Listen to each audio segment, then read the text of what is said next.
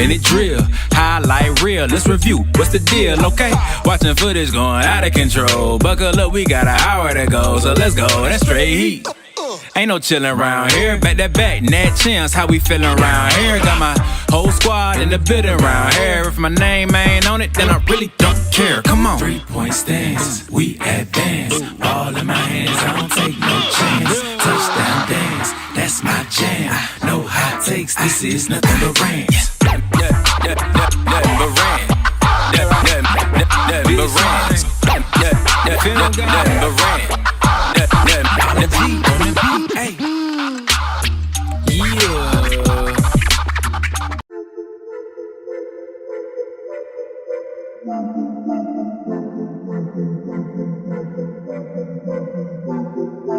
Welcome in, ladies and gentlemen, to MBR, or as we like to call it around here, Nothing But Rants, the show where I find topics that I'm oddly passionate about and I pontificate upon them. These are not hot takes, but rather takes that I'm hot about. What's up? You really like that?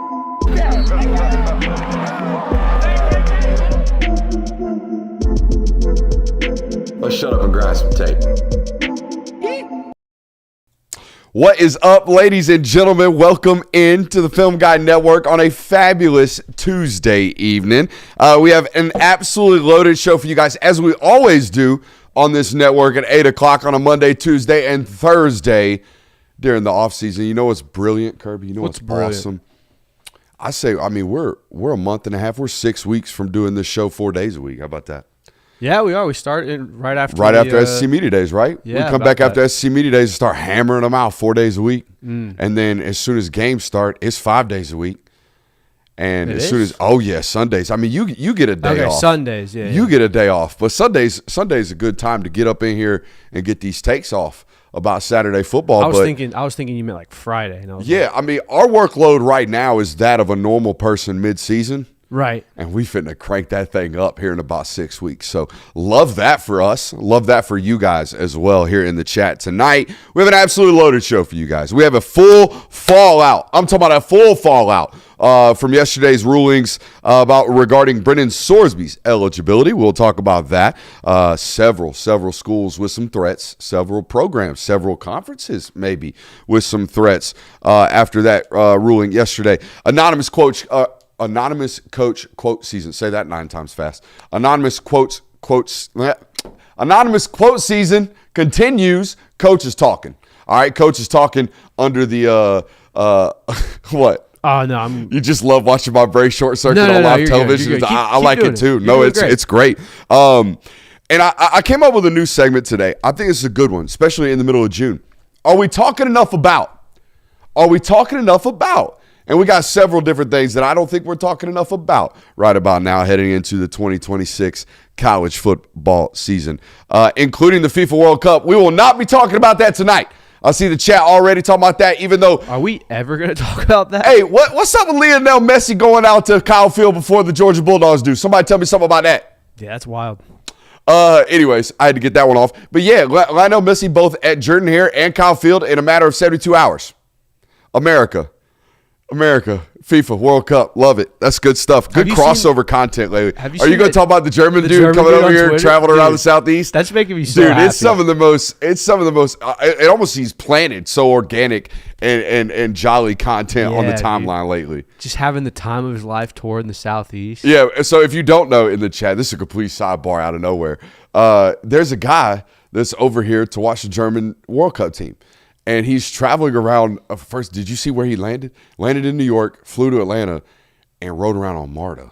That's quite the indoctrination. And he tweeted out basically like, hey, my lads, my fellow German lads, like, don't be riding the MARTA because look at what I'm looking at. But, yeah, he's out here in the foothills, the mountains of Chattanooga, out here riding he found hell in Georgia. He was tubing down the Chattahoochee. Bro, he tubing. He was doing it all. My man's living it up out here, Southeastern style. A lot of German folks finding out about Southern cuisine. That's obviously Waffle fun. House. All kind of European folks. I saw somebody, a random country decided that their practice facility and their home base was going to be in bum F, Kansas, and they're living it up.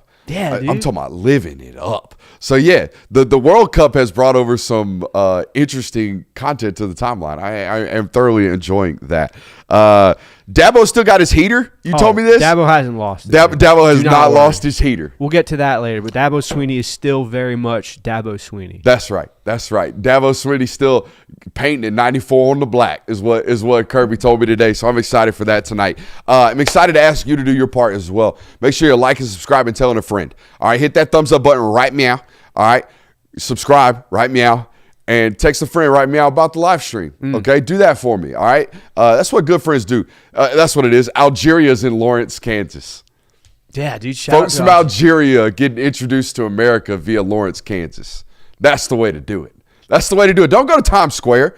Go out to Lawrence, Kansas. Talk about it. Apparently, I don't know how accurate this is, but the British national team is like already training in America to like get used to the. Oh, they're hot as hell. And they're getting their asses kicked, dude. Hot as hell. And it's like, bro, it's 84 down here in the South.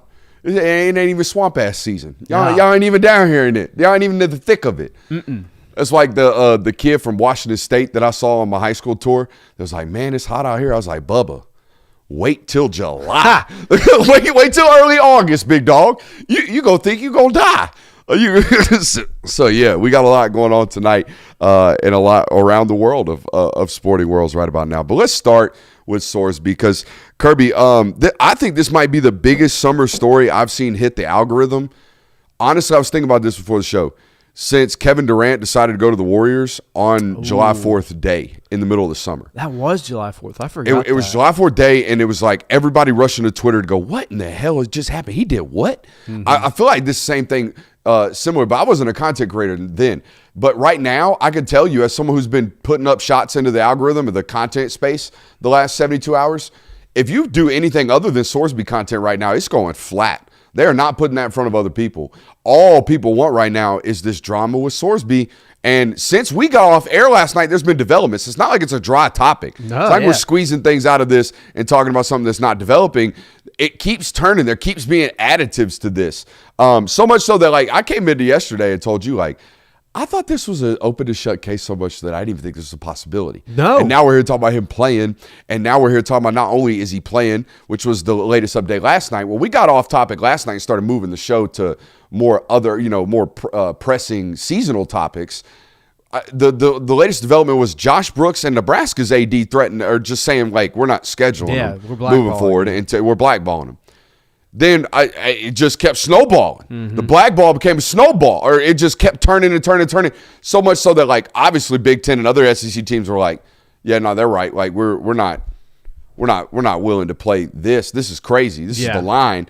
And I think it's even gotten to the point where Big 12 people have threatened to basically not play these guys. Yeah, I mean, in the form of Texas Tech. The Big 12 one is the one where you really perk your ears up to, because the SEC and the Big 10, it's like, even if those were non-conference games anyways, those teams weren't going to play. Like, the Big 10 and the SEC are rarely going to cross paths with the Big 12. Even so much so, like, the thing that I wonder about that is, like, we assume Texas Tech is a playoff team now. What happens then? Are you, Georgia, or an SEC team just going to say we're not playing them now? Kirby, it's the only governing body or only body that matters that has not voiced an opinion. It's the College Football Playoff Committee. And you and I were talking about this before. Is that because they haven't assembled yet?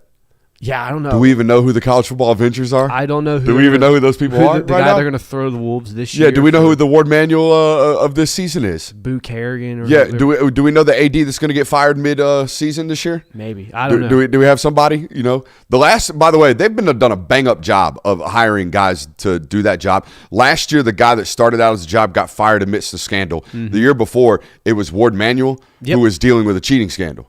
Just an absolute bang-up job. So I really trust their judgment on this as well, the College Football Playoff Committee, that being, because you are right.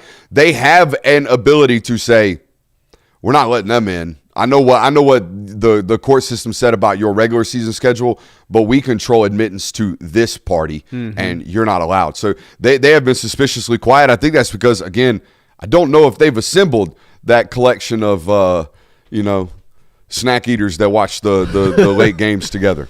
Leave their hats at the door. And that sounds like a joke, but that's all I know about them people. Yeah. They used to work in sports, they used to play in sports, and they eat snacks and watch football together late in the season.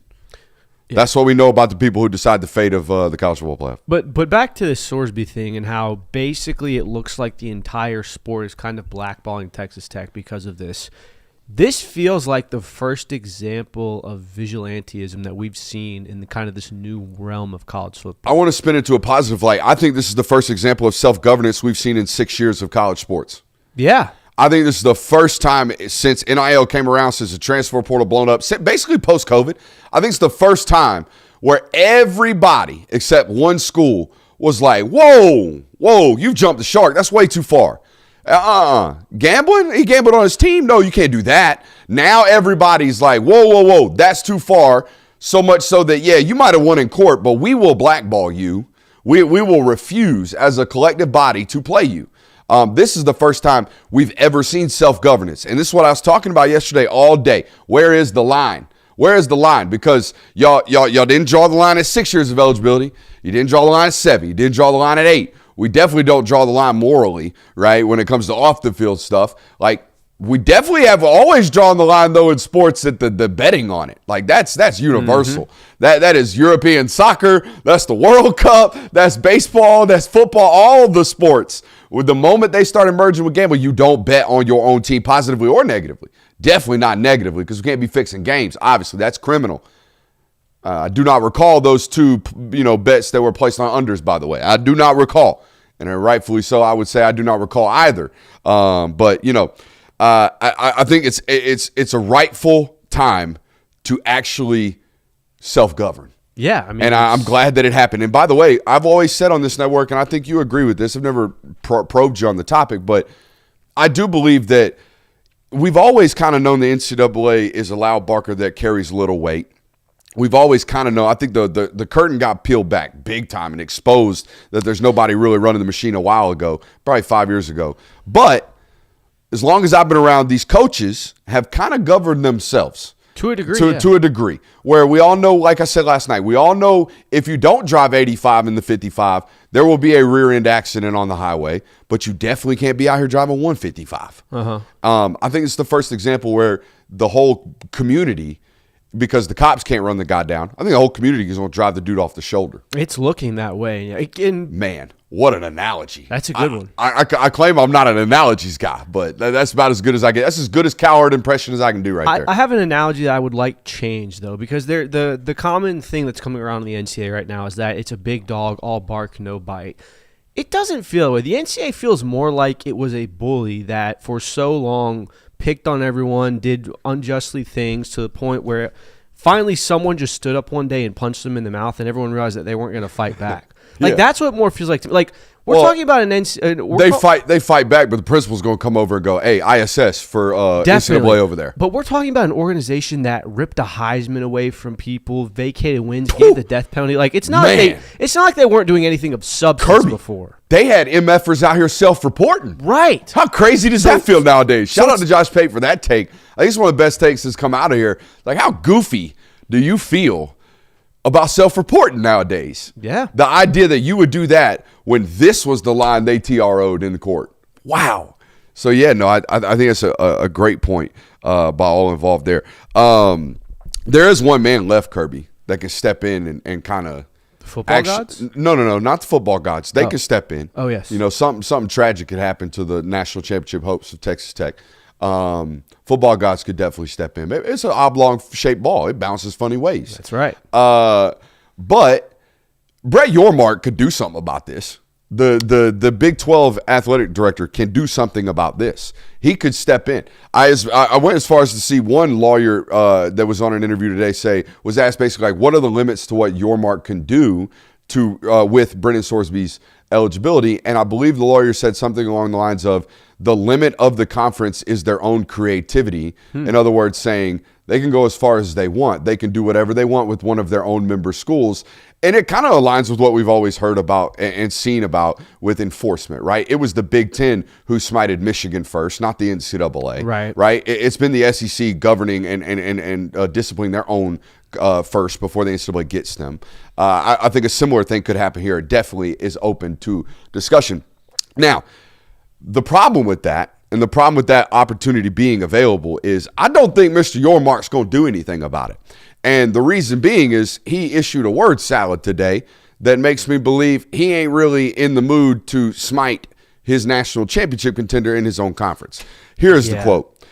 Statement on behalf of Big 12 Commissioner Brett Yormark. This comes from Pete Thamel today. Quote, we had a thoughtful and productive conversation with our athletic directors today as we continue to work through the broader implications of this situation. Many of our athletic directors voiced their opinions. We will continue to have open and honest dialogue amongst the group, and until there is something to report, these conversations will remain within the conference. Basically, they had a conference call. That was the statement from Mr. Yormark today. He did not say, anything along the lines of, we don't condone gambling in the sport or on your own team. Anything along those lines, or didn't make a stance, which is making a stance to me. Because I highly doubt it's a mixed bag of reviews from the other Big 12 member schools. It seems to me like Texas Tech has one viewpoint on this, and everybody else in the sport has another. Yeah. It's the way this is viewed to me. And Texas Tech is in such a peculiar situation right now because it is the Big 12, because it's one conference with one contender. This isn't the SEC. This isn't the Big 10 where, hey, maybe Ohio State's done something wrong, but we can maybe exclude them because we've got Oregon and Indiana that might compete for a national championship. Like, if you punish Texas Tech this season as the Big 12 commissioner, you are basically guaranteeing that your conference will not be representing or have any chance of representing you in the national championship this year. It's a great point. It's what I have starred right here on my notes. We are about to find out how much of a stronghold Texas Tech has on this conference. And by the way, it's not just football. They're their best. Aren't they their best basketball team right now? I mean, they're definitely their best softball team. Yeah. I don't know much about Big 12 baseball, but they're their national championship contender in like most of the revenue sports, and it's in perpetuity as it currently situates with how things work in terms of buying talent and acquisitions in the sporting world entirely in college athletics nowadays. So fill me in and act like I'm an audience member that doesn't know anything. What is it that the Big 12 can do that the NCAA couldn't? Like, could Brett Yormark come out and say, hey, Brendan Sorsby's not eligible, he can't play in any Big 12 games? 100%. Now, would that only include Big 12 football games? Yeah, I'm sure. I mean, if he wants to play in the non-con, but he's already suspended himself for 2 of those, as a courtesy to the judge. He wrote that in, we'll suspend ourselves 2 games. So then, 'cause we definitely did this. So then the roundabout of this would be, let's just pray that we can get to the college football playoff, and then Brendan Sorsby, if the college football playoff committee deems him eligible, that can happen as well if the Big 12 goes through with this. Yeah. So it's basically but here's the deal. If the Big 12 deems him ineligible, all the dominoes will fall, I would imagine. That's probably fair, yeah. But it's basically going to take... Well, they'd probably get sued by Cody. Exactly. Or Texas Tech, I should say. They'll get sued by Texas Tech. But how's that worked out for schools, suing their own conferences? Hasn't worked great. Yeah. I mean, there's... Not ideal. I feel like we are still in a very big ball of yarn here where the threads might not all get pulled, but they very well might. Like, if Texas Tech, the Big 12 deems him ineligible, isn't this just same thing going to happen? We're going to go to court. They're going to try to get a preliminary injunction against their own conference. Could that not happen? Probably. All I know is that it's the last ditch effort. It's the last stand for sure. That other than the fact that everybody can basically say I'm not playing them, or the CFP just saying you're not in. Yeah, there are a couple of things here. Yormark stepping up or the college football playoff stepping up. Either of which I think Yormark needing to do so is probably more likely. You got to set the precedence at that point. I mean, again, it's why I'm worried about the statement. And chat's helping us out here with like BYU or giving us crap with the BYU. I like BYU football too, but there's a wage gap. There's a wage gap, not just in my opinion either. I believe Texas Tech's win totals when they first released were 11.5, and BYU's were 9.5, maybe 8.5 when they first released. So there's a talent and wage gap out there in that conference when all things are settled like they currently are with this recent ruling. I'm deciding whether I should scratch that joke. I'm going to scratch that joke. he has, being Cody Campbell at Texas Tech, they have wagered a lot on a guy that has never thrown for 3,000 yards in a season. Mm-hmm. And I looked it up today. Is 14-21 as a starter. Dang. And was Kirby. You thought that was damn. He was held under 200 yards passing last year in a quarter of his starts. A quarter of his starts. So I know they got it. I know the money's nothing. This is a billionaire we're talking about. The $5.5 million they're owed to him, that is nothing.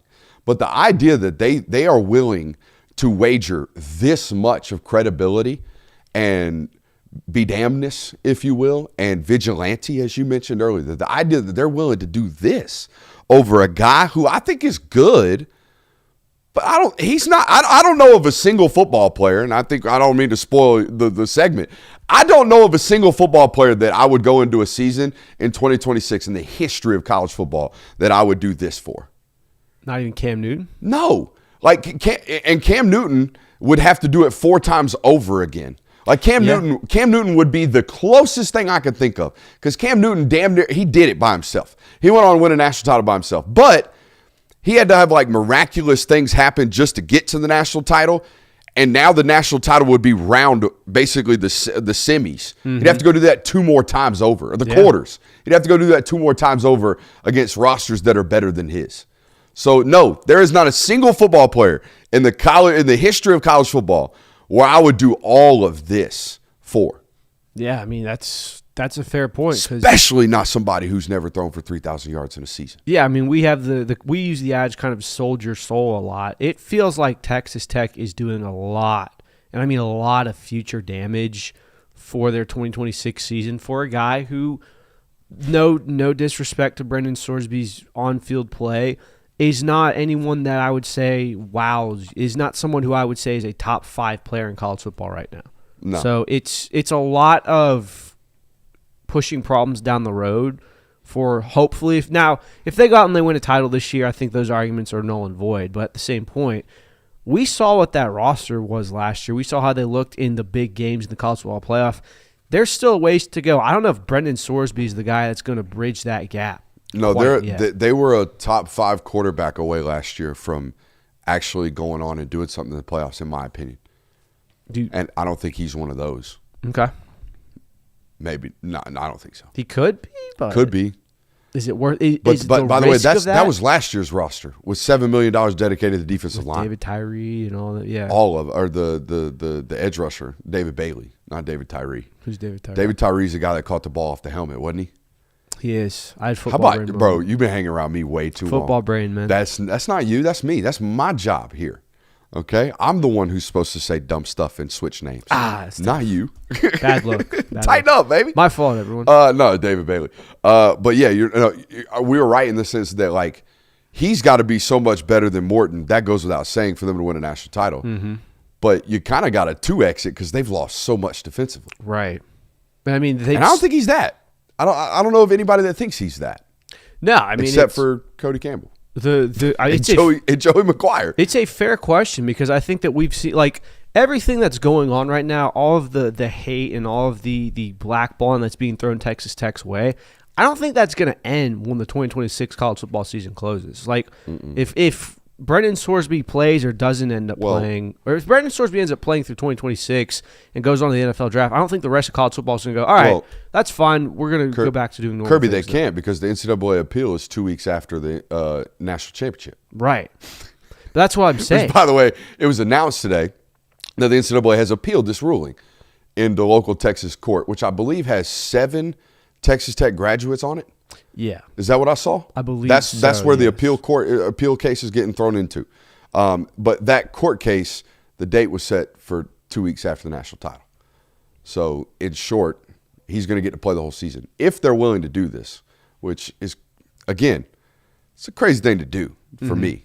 I don't know of a single player that I would do this for. Oh, I'm not even the 2026 season, the results from that are going to be what it's going to be. I'm more worried about 27 and 28 and 29 now, where the rest of college football is basically blackballing you as a team. Do you think this extends, this kind of stain, if you will, extends well beyond this year. I think if they go through with this. If you're a team on the outside and you want to set a precedence that this is not okay, that you cannot play players who have gambled on sports, you have to make this go further in 2026. Chat's talking about the idea that the judge that did the injunction was brought in from Houston. Yeah, he was. He's also been, I believe he's been retired, and his filing on the case, his report on the case, I believe, I saw Five Ball say was 3 pages long. Basically drove up there from Houston and mailed it in. Is what it looked like to me. Yeah, I mean, I don't I don't know enough about it. All I'm telling you is that it's not right. I think the line has always been betting on the teams is what I'm drawing it at. And that's what it's always been. And people will say like everybody would do this. I don't believe that to be the case. Notre Dame caught a defensive player cheating on exams and suspended him for a year. A year. Iowa State didn't fight these things in local court when they had players banned for eternity. And that's not even we don't even need to go down that road of the everyone would do this. Just because everyone would do it doesn't make it right. If Arch Manning was in this situation, Texas Tech fans would be doing the same thing and calling for like the everyone would do this category. Doesn't mean it's right. Like, sure, everyone would probably do this if it was for their team. They'd be looking out for the benefit. You can make the argument. That still doesn't mean that it's okay to do. I also don't believe that everybody would do it. I mean, that's fine, but I'm saying like believe that. that's such a poor argument to use if you're someone who's trying to defend this case. Like, oh, there's just so many other examples of this being there. This is the first time anybody's ever gone past this and been like trying to justify the gambling on your own team thing. Yeah, the first time in the history of all sports across the board. This is a death sentence for careers normally, and I don't know if we talked about it yesterday. But the last update we had, and we talked about on this show prior to Brendan Sorsby being approved to play this year by a local Lubbock County court system, was the fact that Todd Monken, one of 32 NFL football coaches, was quoted saying, yeah, I don't know if he'll ever be able to play football again. Like, I don't know if the NFL, I don't know if we're allowed to touch him. Normally, that's Enzo. That's Dunzo. Like, you're it. That was the last quote we had about this topic. And now the discussion is, he's playing. That's how far we've come, and I think that's why everybody's like the term is pearl clutching. Yes, this has been the line. This is we don't go past this one normally in sports. Yeah, I mean, like there's a lot of anonymous quotes from coaches on this matter. So the anonymous quotes are kind of a section into 2 parts.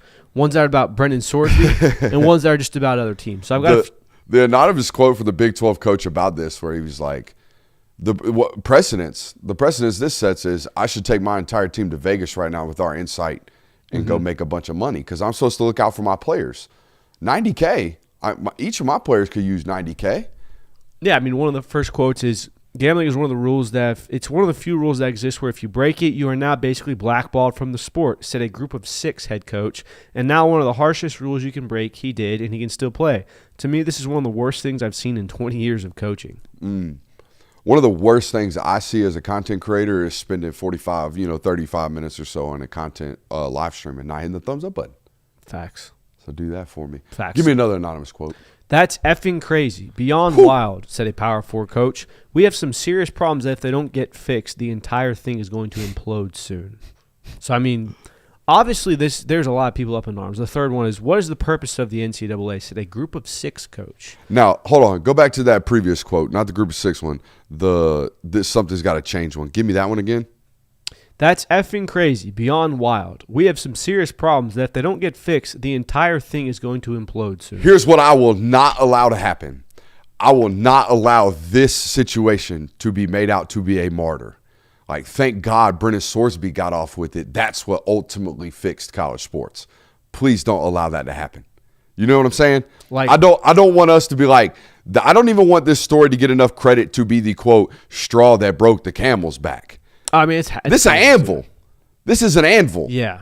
This is not like, oh, all of these things proceeded. No, I think if this happened 5 years ago, we'd have blown the thing up and been like, what are we doing? Mm-hmm. That's how crazy this is. This is not one of the pieces of straw on top of the camel's back. It's not what this is. I do not want that to be made out to be that. Yeah. Go ahead. And I mean, like, that's a good segue into this next one. What is the purpose of the NCAA, said a Group of 6 coach? I don't understand anything about their purpose anymore. If a guy can do what he did, just blatantly break the rules, go gamble, and he can get a judge in the local area to sign off and can play football, I think it just puts us one step closer to the Power Four of certain teams and the Power Four of separating and having their own governing body, which is kind of what we're seeing right now, where it is this form of vigilantism where coaches and other ADs are saying Texas Tech is not allowed on our campus. We're not playing them. We're not scheduling them. So we'll see. If I don't think Texas Tech is backing down from this, by the way. I don't think they're going to look No, they've been embracing even more. Yeah, like they're getting justified by this. Last night, in a 12-hour span, by the time we got off of the show, Cody Campbell, the primary booster, one of like 5 billionaires that they have out there, was on Twitter asking Grok how many Georgia players have been arrested in the last calendar year. And then 12 hours later releases an op-ed on USA Today basically saying that, like, what was it? I'll read you the final quotes in this one. Again, asking Grok how many folks have been arrested, and then telling a Georgia fan, quote, "Who's your daddy?" And then ended his op-ed with this. I thought this was so comical. He goes from "Who's your daddy?"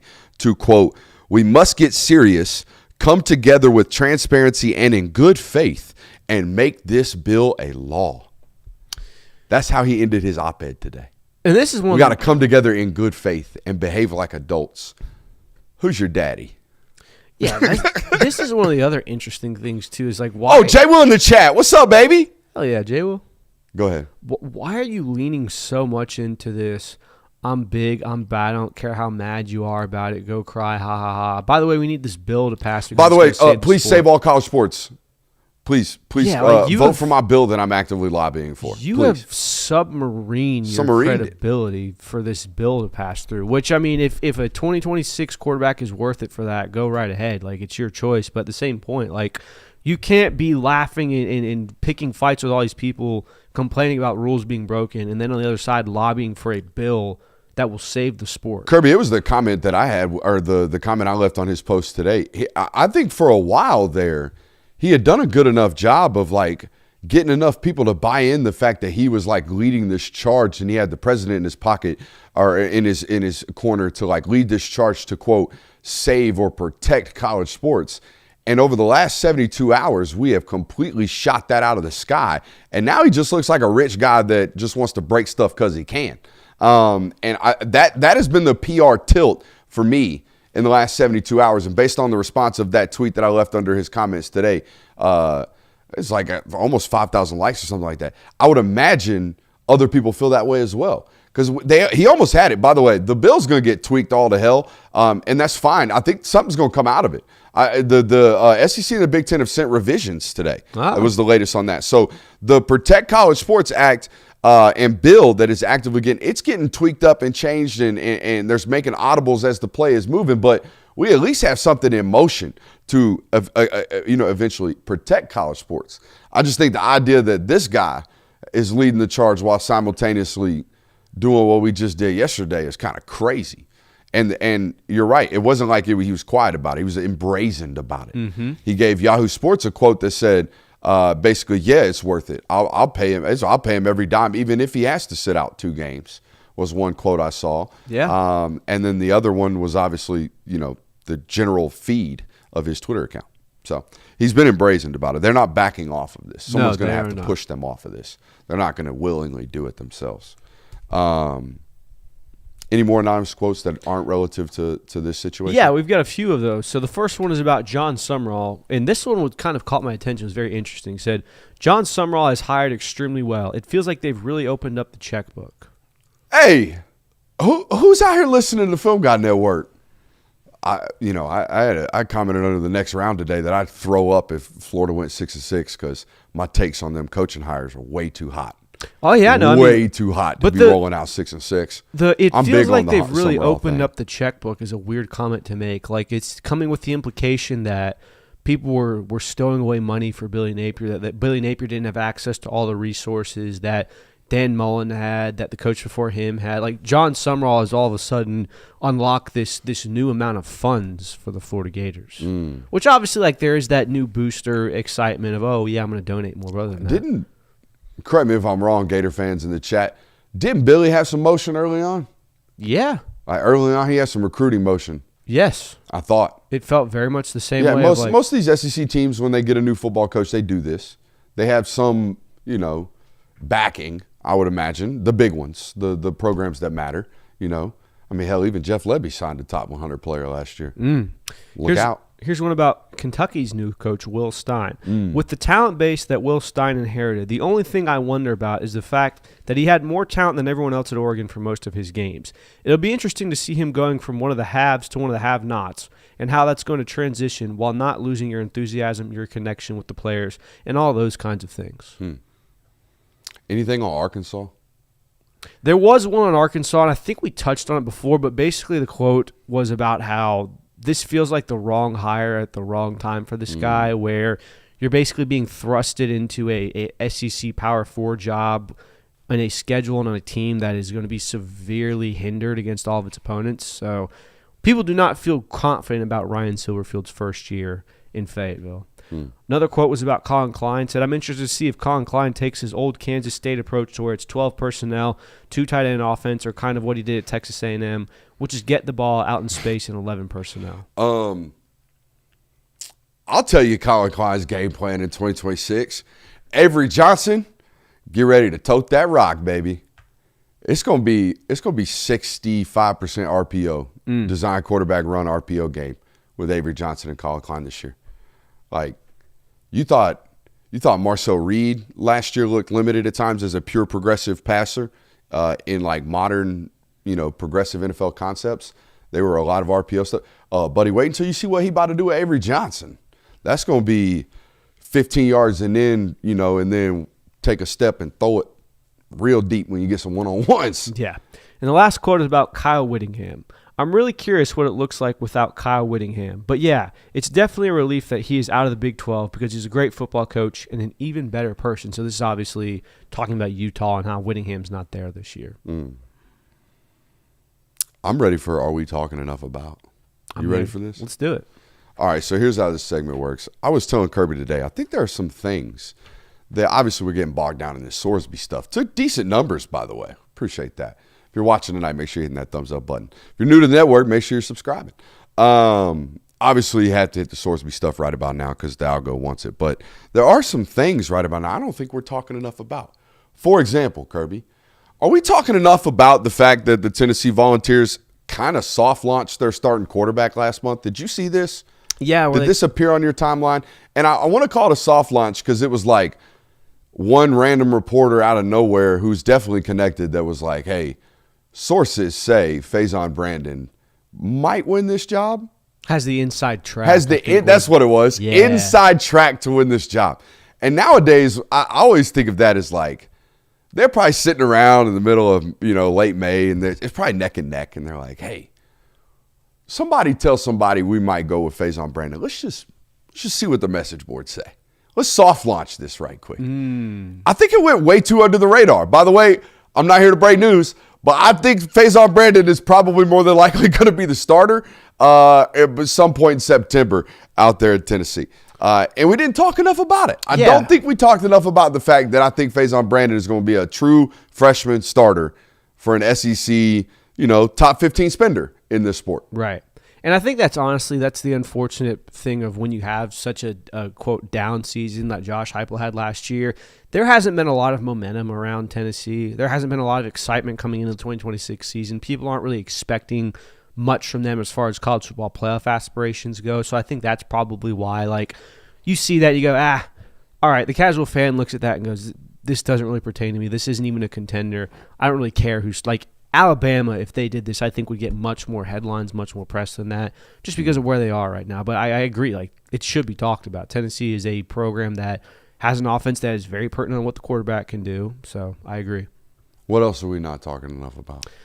I don't think we're talking enough about obviously this team is very much in our purview, and we talk about them regularly. I don't think we're talking about how Ohio State lost 5 first and second rounders on the defense heading into this season. Like, it's all about Jeremiah Smith. It's all Julian Sain, which is great. Like, they're both two of the better players on the offense, but that defense really lost a lot. To me, that's kind of like saying, I don't know if we're talking enough about the fact that Cody Campbell lost $5 million if Brendan Sorsby's not playing.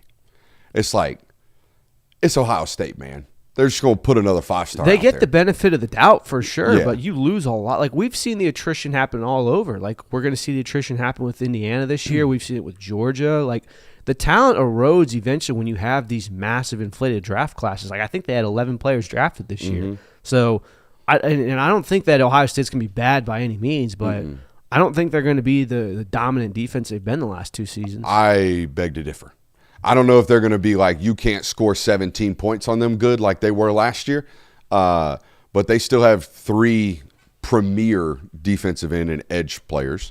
Still have a really great, beside the fact that like Arvell Reese and Sonny Styles were great, they had a third linebacker in that mix last year. I'm forgetting his name, and this is going to sound really demeaning, but he wore number 26 and he's a white boy. That kid had like 68 tackles last year. And if you're having 68 or, north of 60 tackles or however many it was in that linebacking core, and you do what that kid did in spring ball, I'm not worried about them. All right, I think they're going to be fine there. Devin Sanchez, the world's about to find out about. The Jaden McClain kid that plays safety for them, the world's about to find out about. And look, I know Caleb Downs was great, but if you're a big PFF guy, PFF knows about Jaden McClain. I believe they gave him a higher position score rating than even Downs last year. So like they're going to be fine, and not to mention everything that they return offensively. I think you're right though that people are probably not looking at it as like maybe they aren't going to be that good again next year. Are we talking enough about that Penn State schedule? Are we talking enough about this? We've touched on it, and I think we've kind of all agreed that it is egregious. I think this needs to be plastered on every college football fan's mind. Marshall at Temple. Random road game. Buffalo, Wisconsin at Northwestern, USC at Michigan, Purdue at Washington, Minnesota, Rutgers at Maryland. 9-3 is the floor. Like I'm giving you losses to USC, Michigan, and Washington. Guys, I'm breaking news right now. Big noon kickoff's going to be at Penn State, USC. USC, Penn State. That will be big noon kickoff because both of those teams will be undefeated by that point. If you look at both of those schedules, that schedule is a breeze.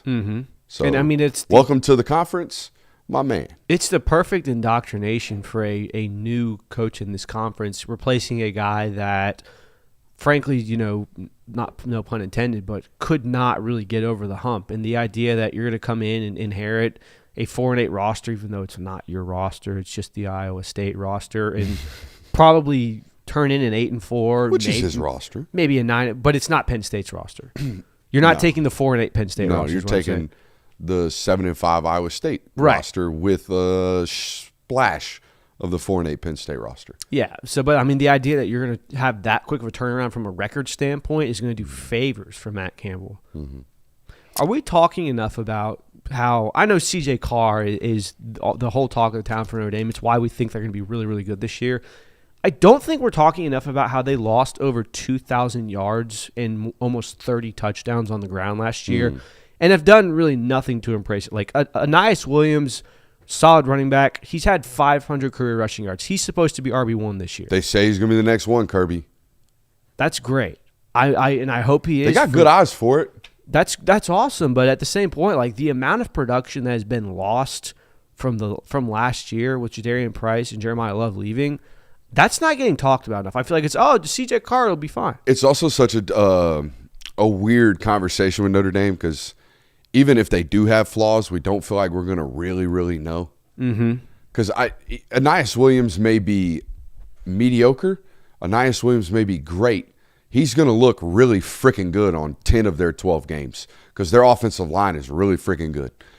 Their offensive line is going to push most of their opponents around. They will not push Miami around. I highly doubt they push BYU around.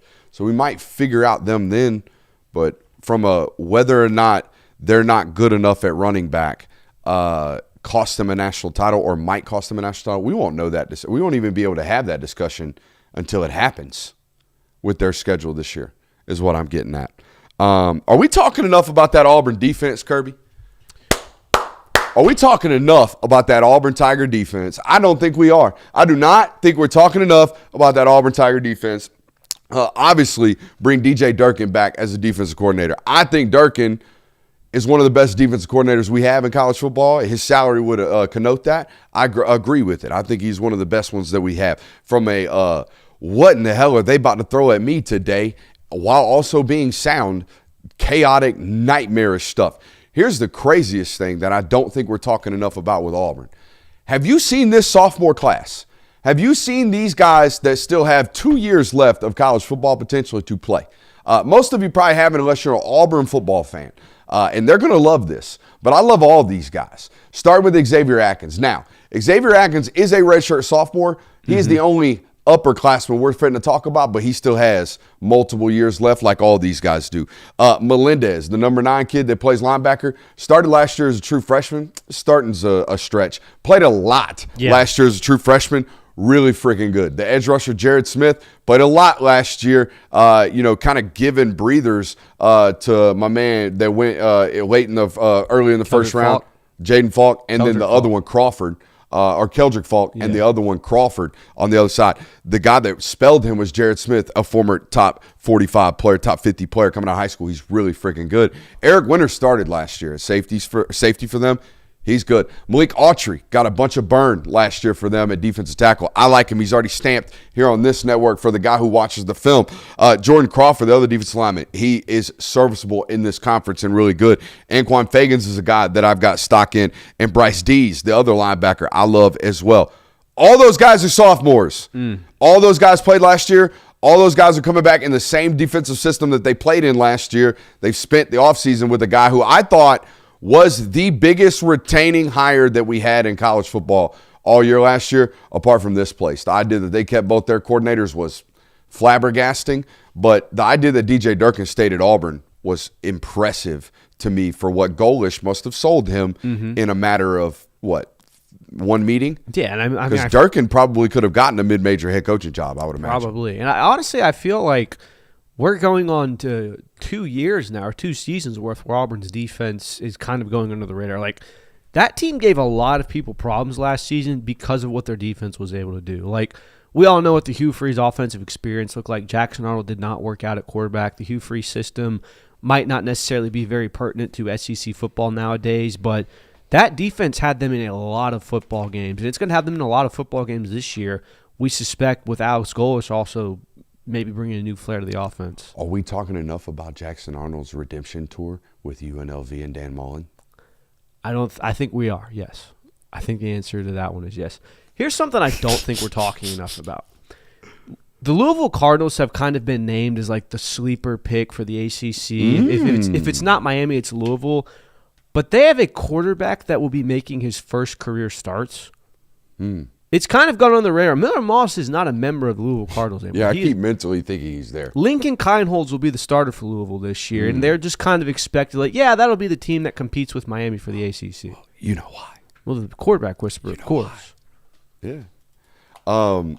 I started to write out this whole segment about how, are we talking enough about the talent and wage gap in the ACC relative to what we talk about it in the Big 12. Like, we talk about it in the Big 12, rightfully so, where there's this like mountain and fall off between what Texas Tech is doing out there and what BYU is trying to do, and then what Arizona State might do every once in a while, and then the rest of them, right?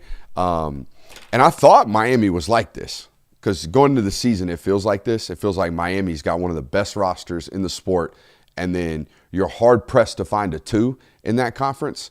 However, I kind of waged this off of recruiting rankings, because what type of players you're about to get in the future tells me basically how committed you are to the sport.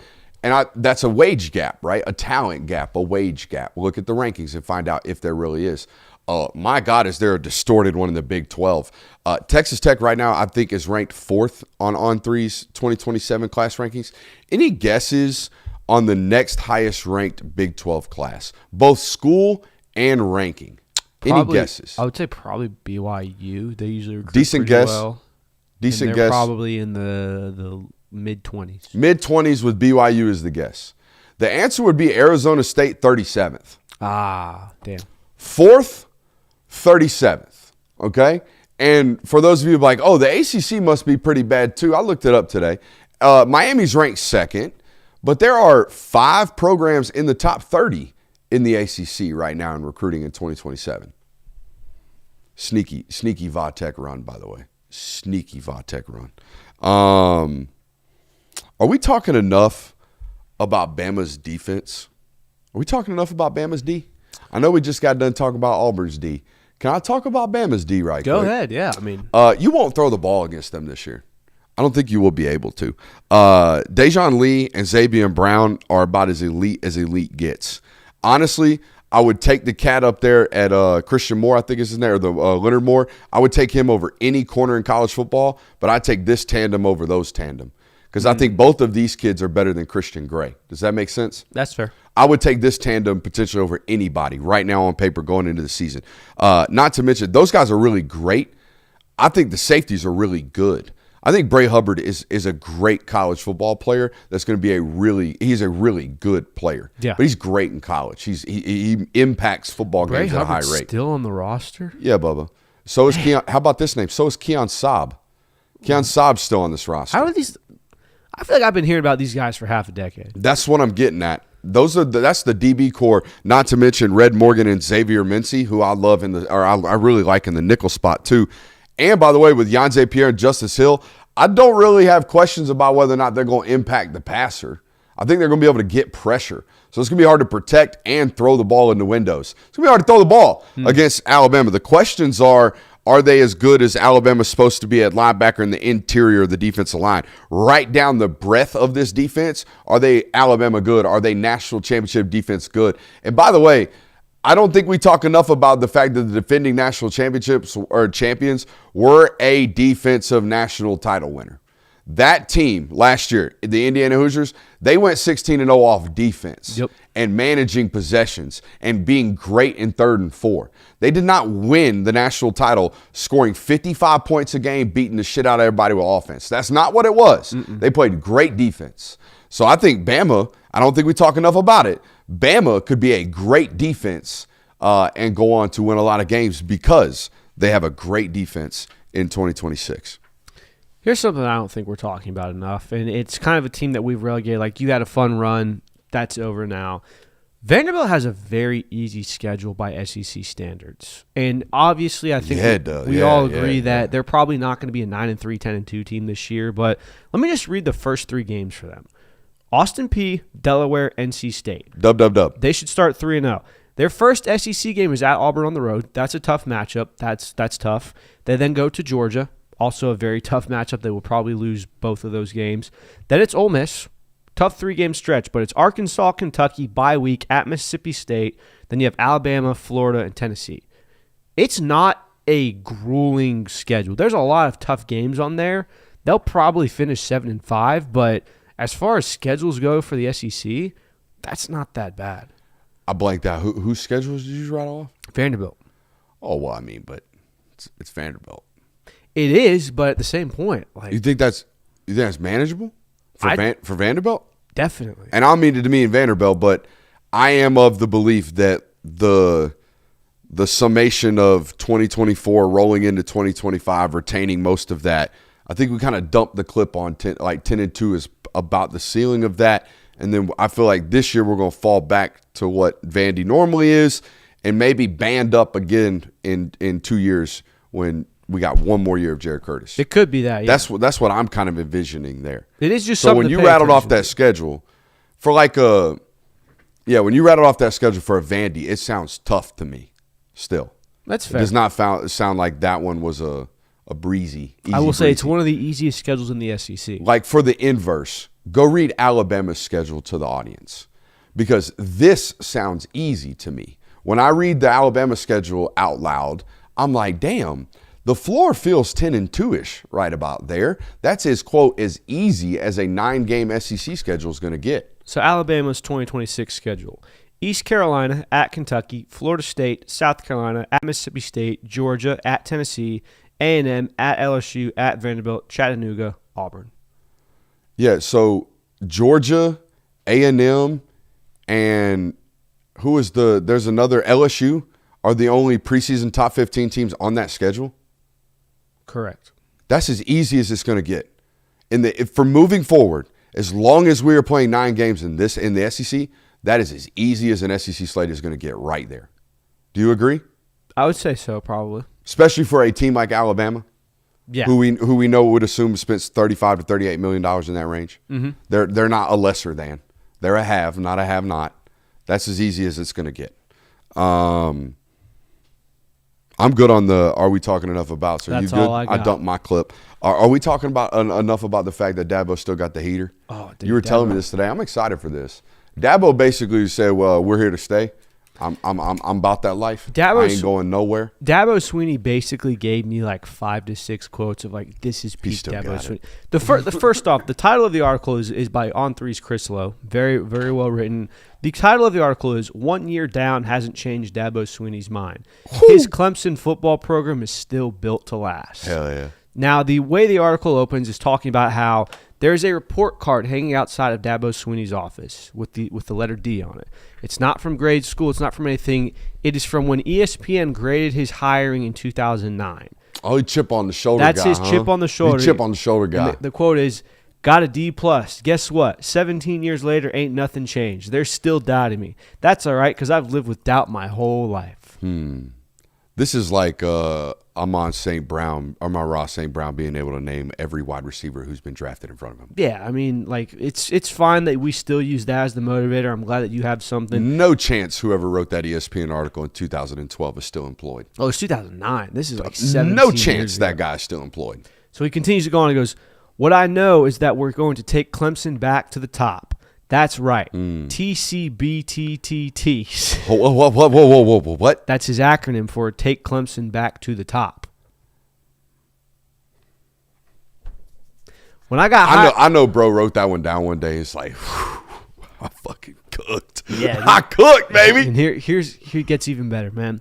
When I got hired in 2009, I said, hey, we're going to win a national championship.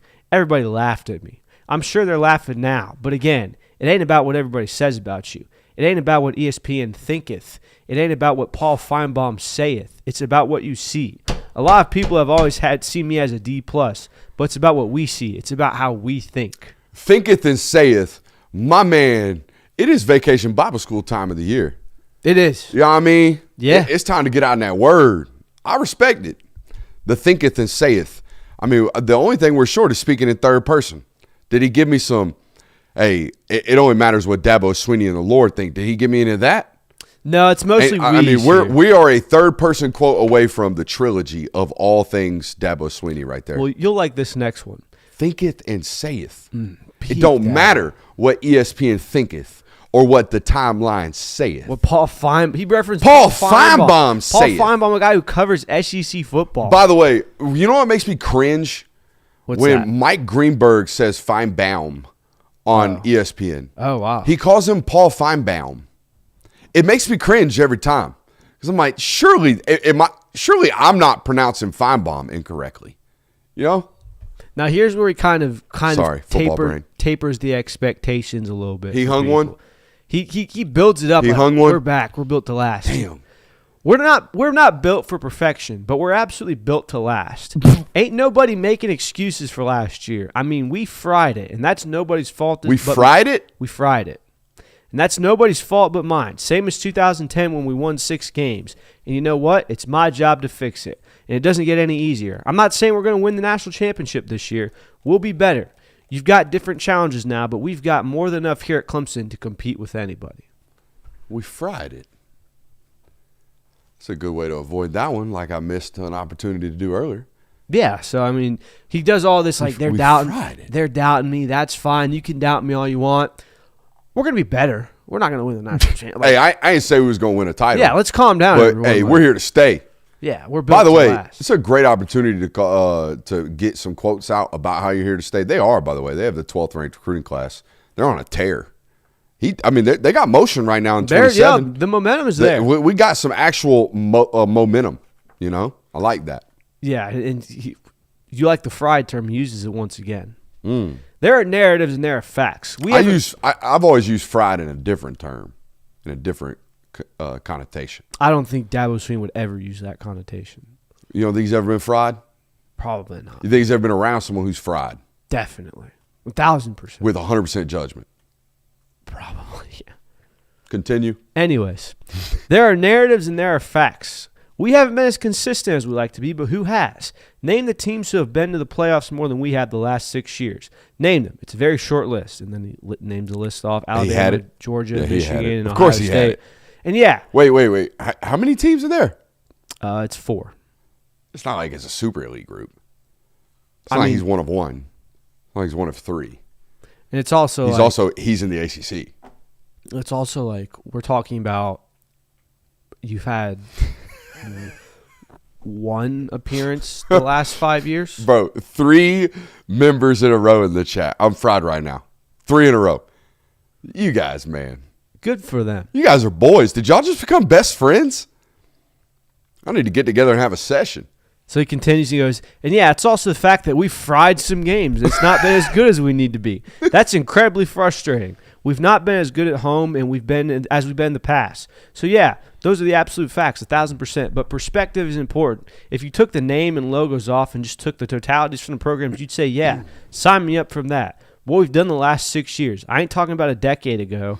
I mean, this is this decade. And just because we haven't been consistent, we're still 17th in wins with 3 ACC championships.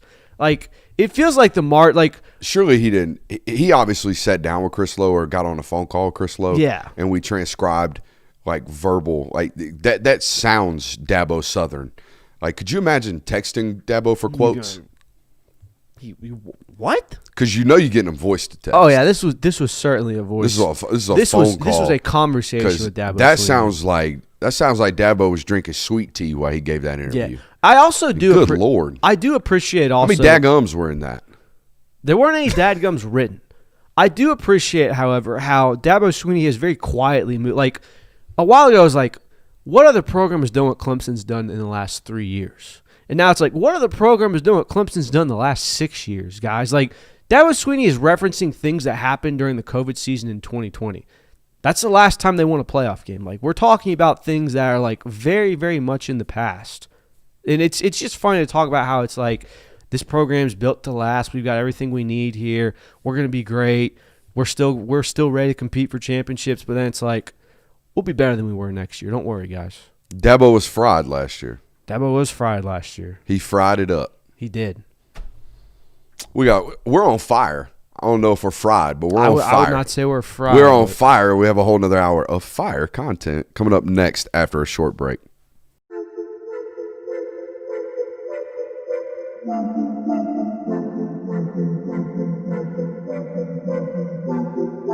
Welcome into Talk the Dog, the show where we find a bone to pick and a take to give.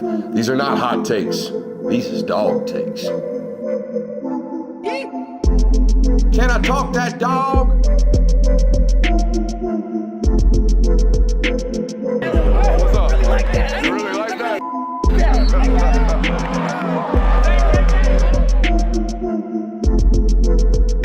Let's shut up and grab some tape. We have arrived to the local 58 right now. For those who are new to the show, I see we've got a lot of numbers in here. This is the hour where it's exclusively Georgia Bulldogs talk. We talk all things about the Dogs, the alma mater for me. So this evening we will be discussing a handful of topics. One of the main things we're going to be discussing tonight is we're going to go down the list of the 2026 schedule and basically break down all of the biggest concerns we have for each team. Obviously, some teams will have more concerns, and we'll expound upon those than others. I don't think we're going to be spending a lot of time talking about Western Kentucky or Tennessee State. So that will be the main crux of the local hour. We'll also be discussing a game that I watched. I know this is a recurring segment we've done. I brushed up on an old football game today, and I'm going to give you the notes that I have about it. It's one of my favorite off-season topics you've ever brought to the forefront, and you bring a lot of good ones. Oh, thank you. You're my off-season content guru go-to. Jonathan's my in a foxhole in season guy. Yeah. Where and my man is just. I even called you Jonathan yesterday on the film study. On the film, yeah. Yeah, I'm going to get you in here on a film study over the next 6 weeks, and I guarantee I'm going to call you Jonathan the whole entire time. Probably. But the last topic we have is there's some early lines that were released by one particular sports book ahead of the 2026 season. So we're going to review those now, and we'll play a little game of Guess the Lines. I think it's our first one of the offseason. Oh, so we'll get into that. But first, let's discuss this 2026 schedule and break down what concerns us most about each opponent. All right, so here we go. Tennessee State, Western Kentucky, at Arkansas, Oklahoma, Vandy, at Alabama, Auburn, Florida. Now, where's the neutral this year? Is it still down there in Jacksonville? No, this is in Atlanta. This is in Atlanta this year. The Mercedes-Benz. Okay, at Ole Miss, Missouri, at South Carolina, and Georgia Tech. All right, that one will be in Athens after playing it in Mercedes-Benz last year. So, I mean, this is like the 17th time we've played a neutral, or I've covered a neutral site game in Mercedes-Benz, it feels like. Oh, yeah. There's been a bunch of them. All right, so let's start with Tennessee State. In fairness, that's because they're usually going to the SEC championship. It's true. Let's start with Tennessee State.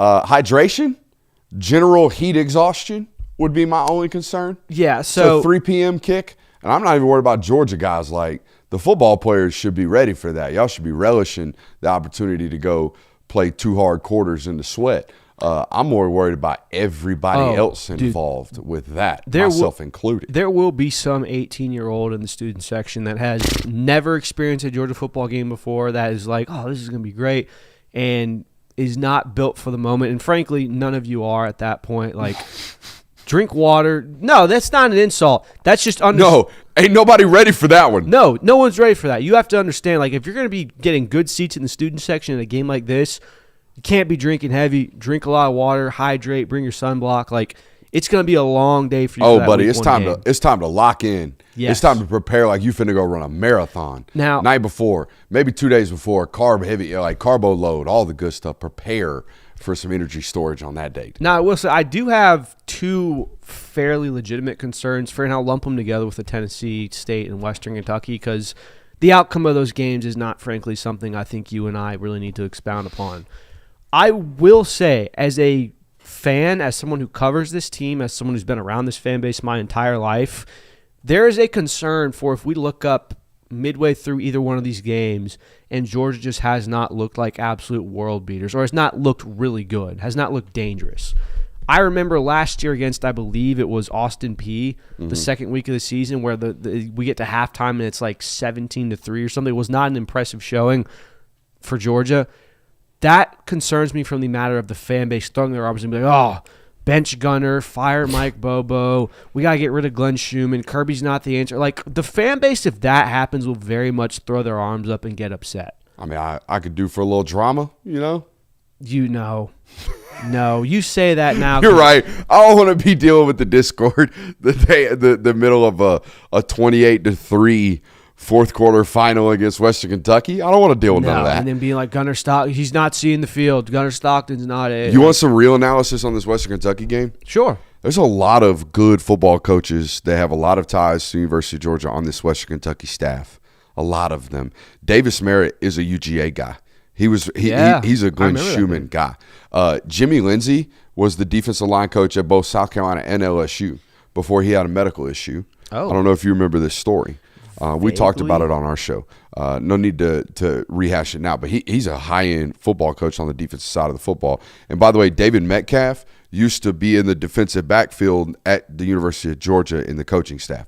Those are all Western Kentucky football coaches, and I'm sure there's some more UGA ties there on that staff. But long story short, they're going to be at a massive talent disadvantage. We all know that. That goes without saying.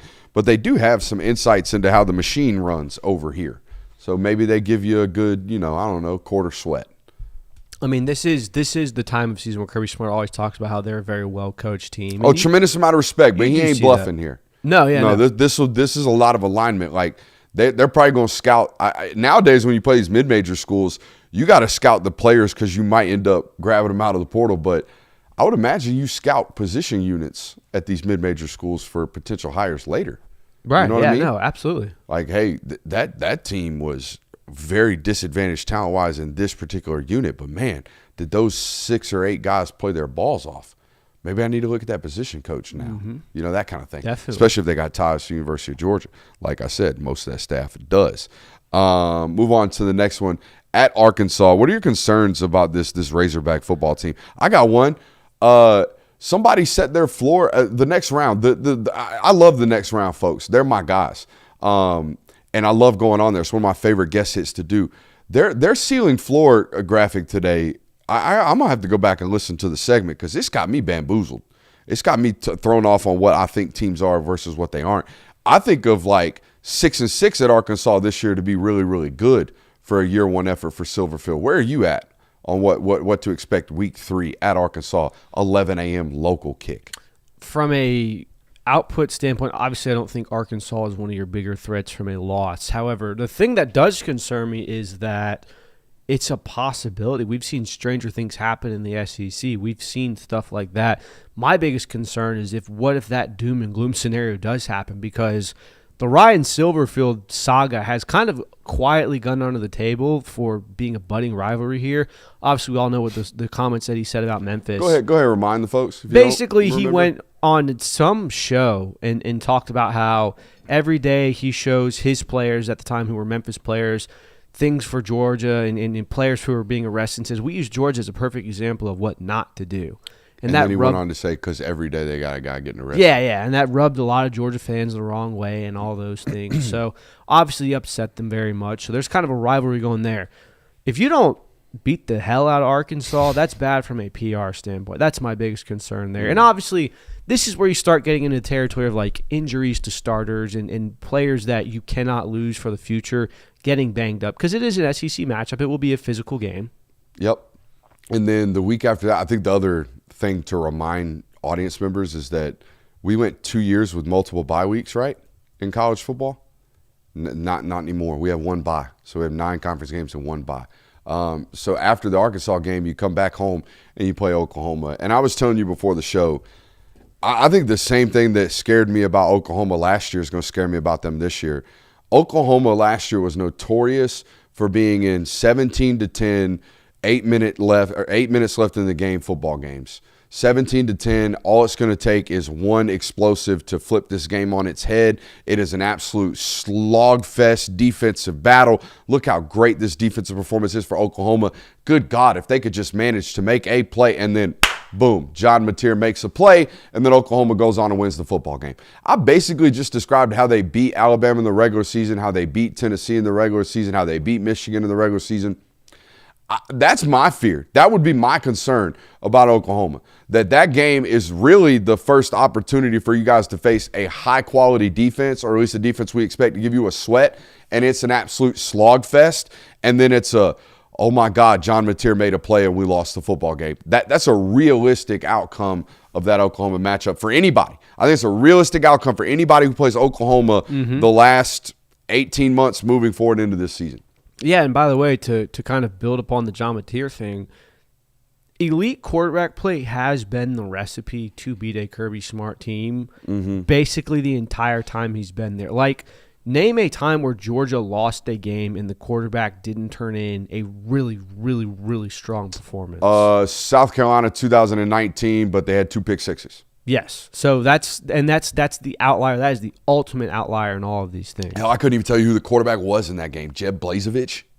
Jeb Blazevich was a tight end for Georgia. Who was the quarterback for South Carolina in that game in 2019? I couldn't even tell you. That's I'm not going to waste time thinking about it. I'm not either. It could probably come. Chat's got us. But no, They're you're gonna get right. us. John Mateer is a real worry there in this defense. And he's a worry, like, because of the defense. And I'll probably cut you off. He didn't even have to play great for 4 quarters. He's got to have like 2 drives of like, what the hell just happened? Mateer made 2 plays, as long as he doesn't turn it over. And like we referenced all of this time last year. Ole Miss 24. Jake Bentley, I believe. Jake Bentley was the coach. They're talking about Ole Miss 24 on the road. They're saying Jackson Dart didn't play all that great. I'll give them that. That was a defensive win by Ole that's Miss. fair. That's a fair one. That's a fair shout.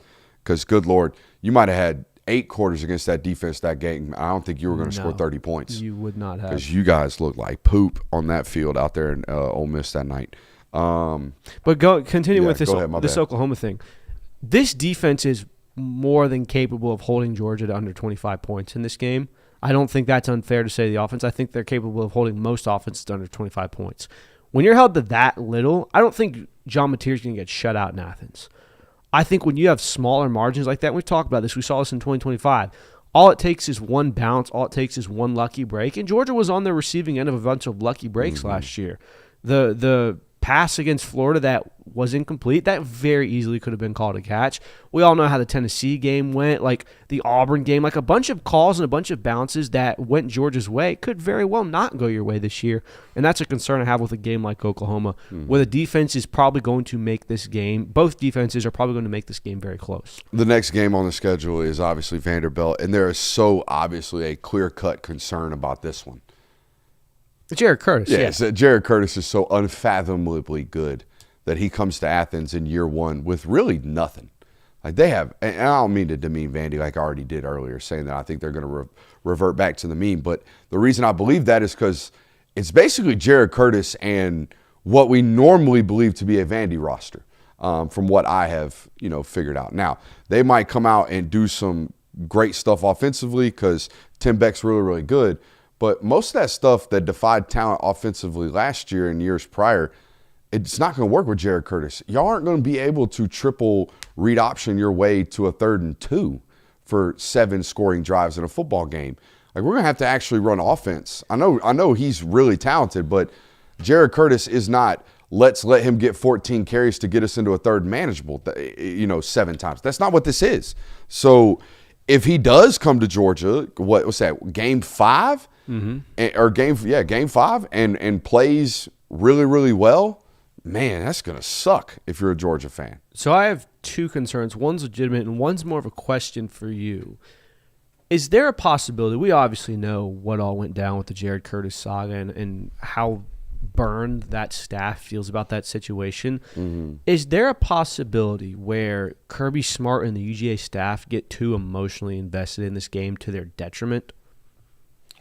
I think the emotions about this, at least from what I know about Kirby Smart, are shut off the day after it happens. Basically, we have the outburst of emotions the moment we lose, and then it's wipe the slate clean. Let's move on to my objective tomorrow. Okay. So, no, I don't think we've been harboring feelings for 9 months. And that was kind of the we're answer going to see you.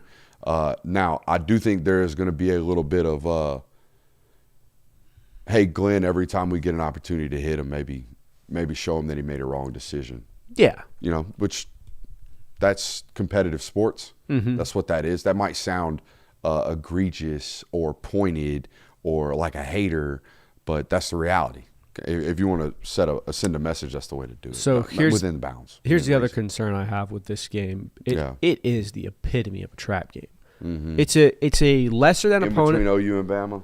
Correct. It's a lesser than opponent, but it's still a formidable opponent. Like, there's a world where Vanderbilt could beat you. It'd take a lot of things to go wrong, but it's still a trap game for the fact of you are traveling to Tuscaloosa, Alabama next week in a game that we all agree is probably one of the most important of your regular season, and in comes a Vanderbilt team that everyone looks at and goes, yeah, Georgia's going to beat them by 20. There's no chance. It's a trap game, and that's what's concerning. I don't think Georgia's ever fallen victim to the trap game, but still. Some news per Hayes Fawcett's timeline I saw account. Jaden Apprecio Bailey officially down to Clemson and Georgia will announce his commitment June 27th. Georgia felt good leaving that recruitment. He just took an official visit recently to Georgia, and my sources said he felt good. But, hey, sources felt good about Chance Gilbert too. But Chance Gilbert flipped to Auburn. I don't think you're going to – and I don't mean to label certain programs, but I don't think you're going to lose an NIL battle to Clemson. No. Now, if that were – hey, the Final Five is Georgia, Oregon, Ohio State, Texas, and LSU, I'd be like, hey, guys, might lose that one. I think you're going to be all right there. But that's a big-time football player that is probably set on being a pro. 6'2", plays great football in the state of Alabama. He's the real deal. So that'll be a big recruitment. Where are we at? We are now on to the Alabama. Yeah, the Alabama game, man. There's a lot here. Where do I begin? Yeah, I mean, you can go ahead because Bama Brooks has got plenty of things to be concerned about with this Bama team. So just off the bat, Georgia hasn't won in this venue since 2007. Georgia hasn't won back-to-back contests against Alabama since the 2002 and 2003 seasons. We've always talked about how much there is, quote-unquote, and Bama curse or things like that, and people claim it's been broken. I think you got to beat Alabama 1 or 2 times in a row before you feel very comfortable about that. Yeah, I'm going to actually pick it this year.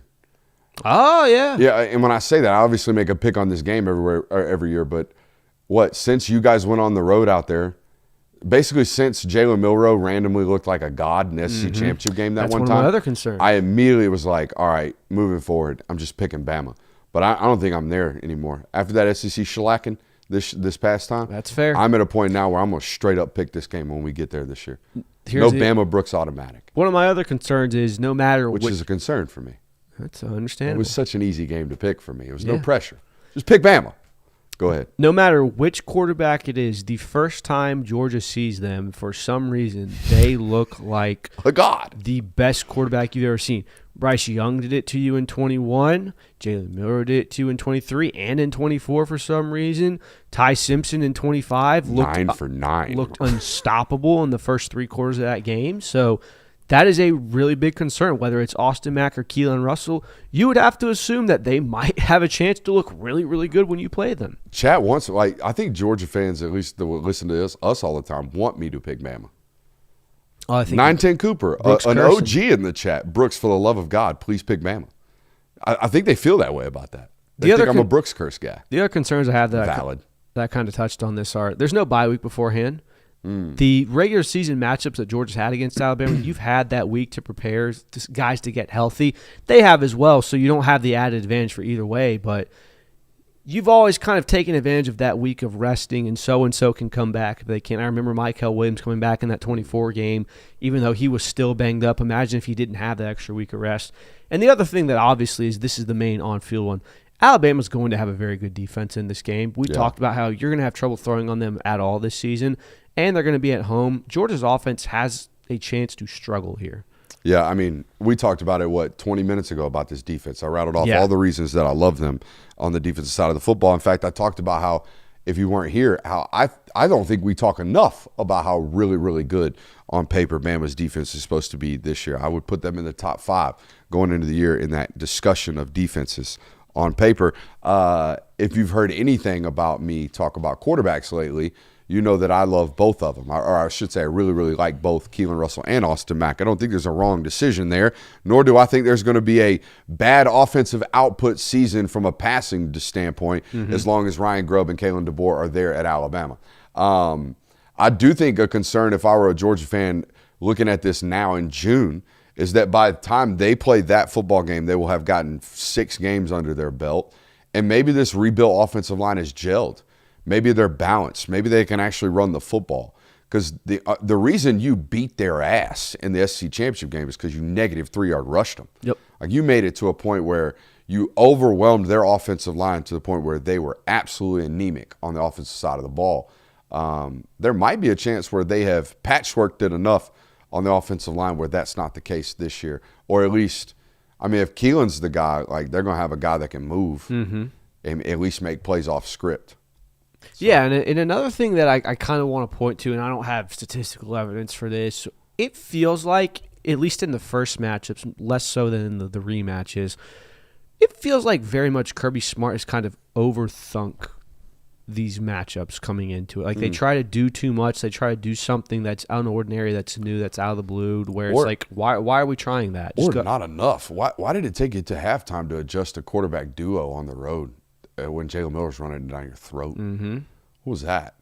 So stuff like that where it's like, it seems like in the first matchup, at least, Kirby Smart has been the coached schematically from that. Yeah. That's a concern. It's also, it leads to my point, like DeBoer in the regular season in these big-time matchups is... Oh, dude. His record's pretty damn good. Regular season, Kalen DeBoer against a ranked team might as well be Nick Saban.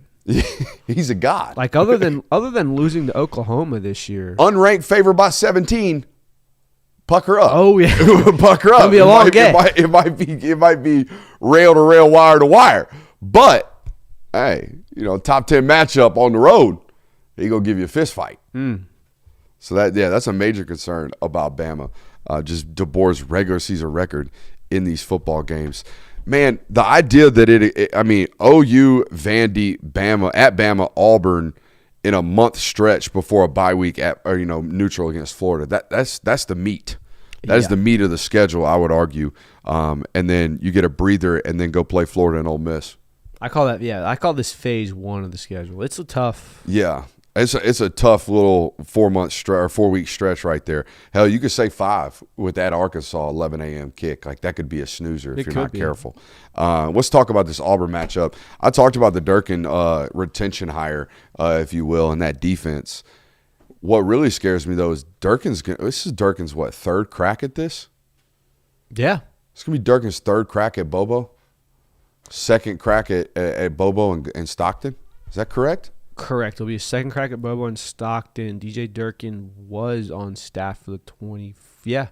That concerns me. Mm-hmm. Now, Bobo's kind of gotten the best of him. And granted, this is Mike Bobo's third crack at DJ Durkin as well. 100%. But does that favor the defensive guy or the offensive guy?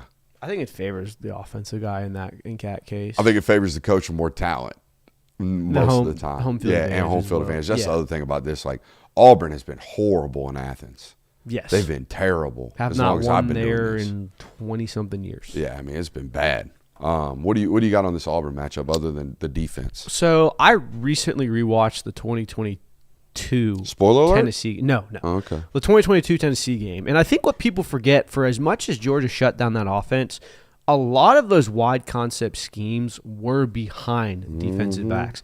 There were players open down that field. Jalen Carter was just parked in the lap of Hendon Hooker. That's what I'm saying. The reason that Hendon Hooker was not able to connect on that is because Georgia's interior pass rush was so strong, he never had a good base to throw off of.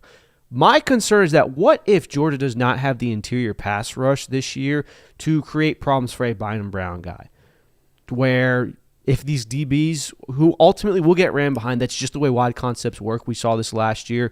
We've seen this against Tennessee. Like, they will get behind you. It's whether or not the quarterback can deliver an accurate throw. What if Byron Brown has enough of a pocket to comfortably throw balls enough to get some explosive plays? It was part of my concern here is just the general explosive factor of this offense, right? And I know Georgia has absolutely just donkey slapped all of these wide zone concept football teams since they've come to this conference, whether it be Mississippi State or however many times they've played Tennessee. Like, there was a stat there for a while where Tennessee hadn't thrown a touchdown pass against Georgia since Heupel had been there.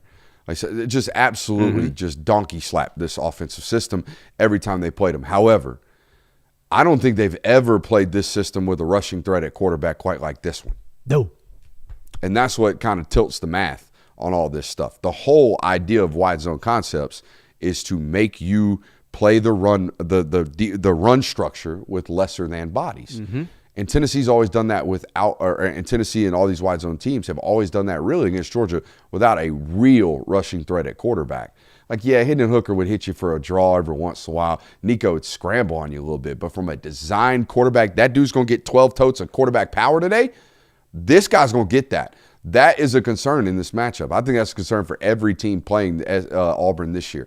And just the unpredictability of the explosive nature of this offense. Like, you can play everything right. You could shut their ass down. And then next thing you know, a ball's getting thrown 55 yards downfield, and it's a jump ball situation with a corner on an island.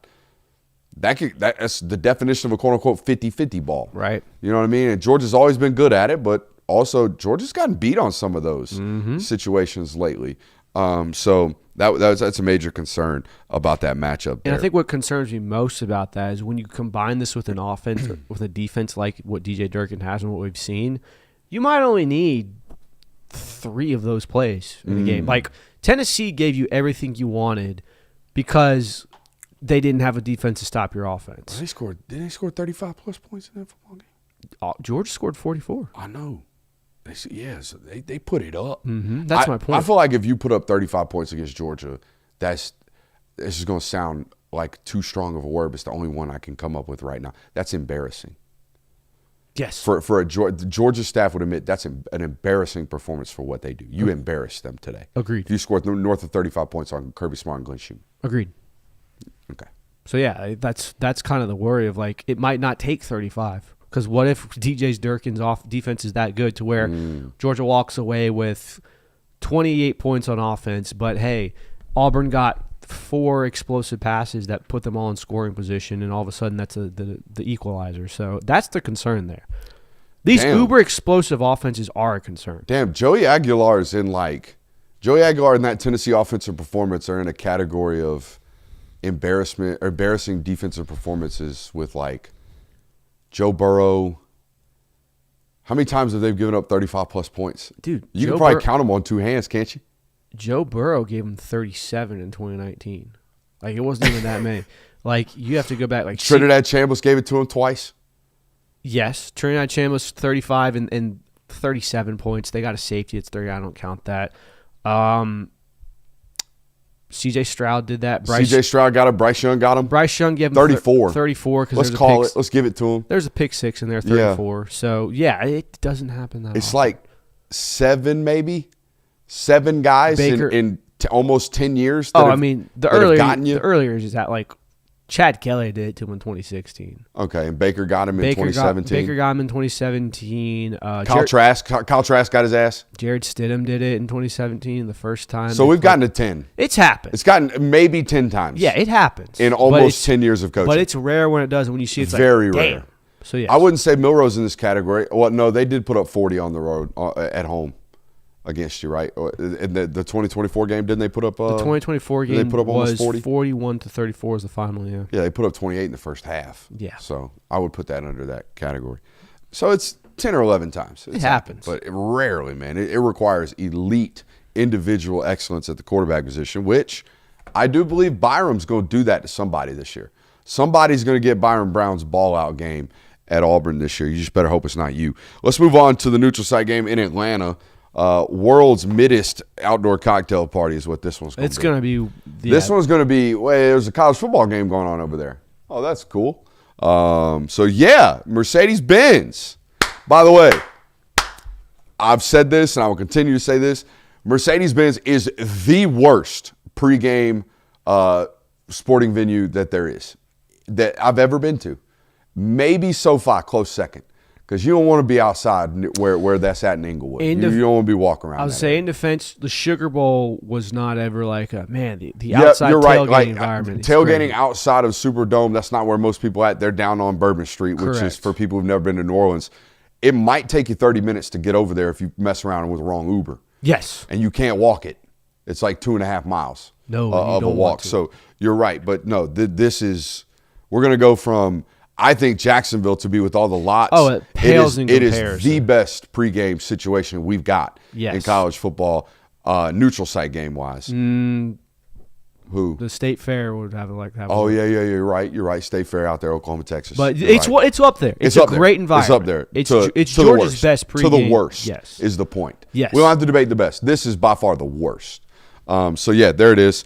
I got a lot of concerns, as you can imagine, about this Florida football team. First and foremost, this game for me has always been hey, watch out. I don't care what their record is. And I said this last year, and people said, oh, look at this guy already protectively talking about maybe Georgia laying an egg, and they go down and win by 4. Should have won by 11, but Gunnar Stockton loves the team and not me and took a knee inside the 5.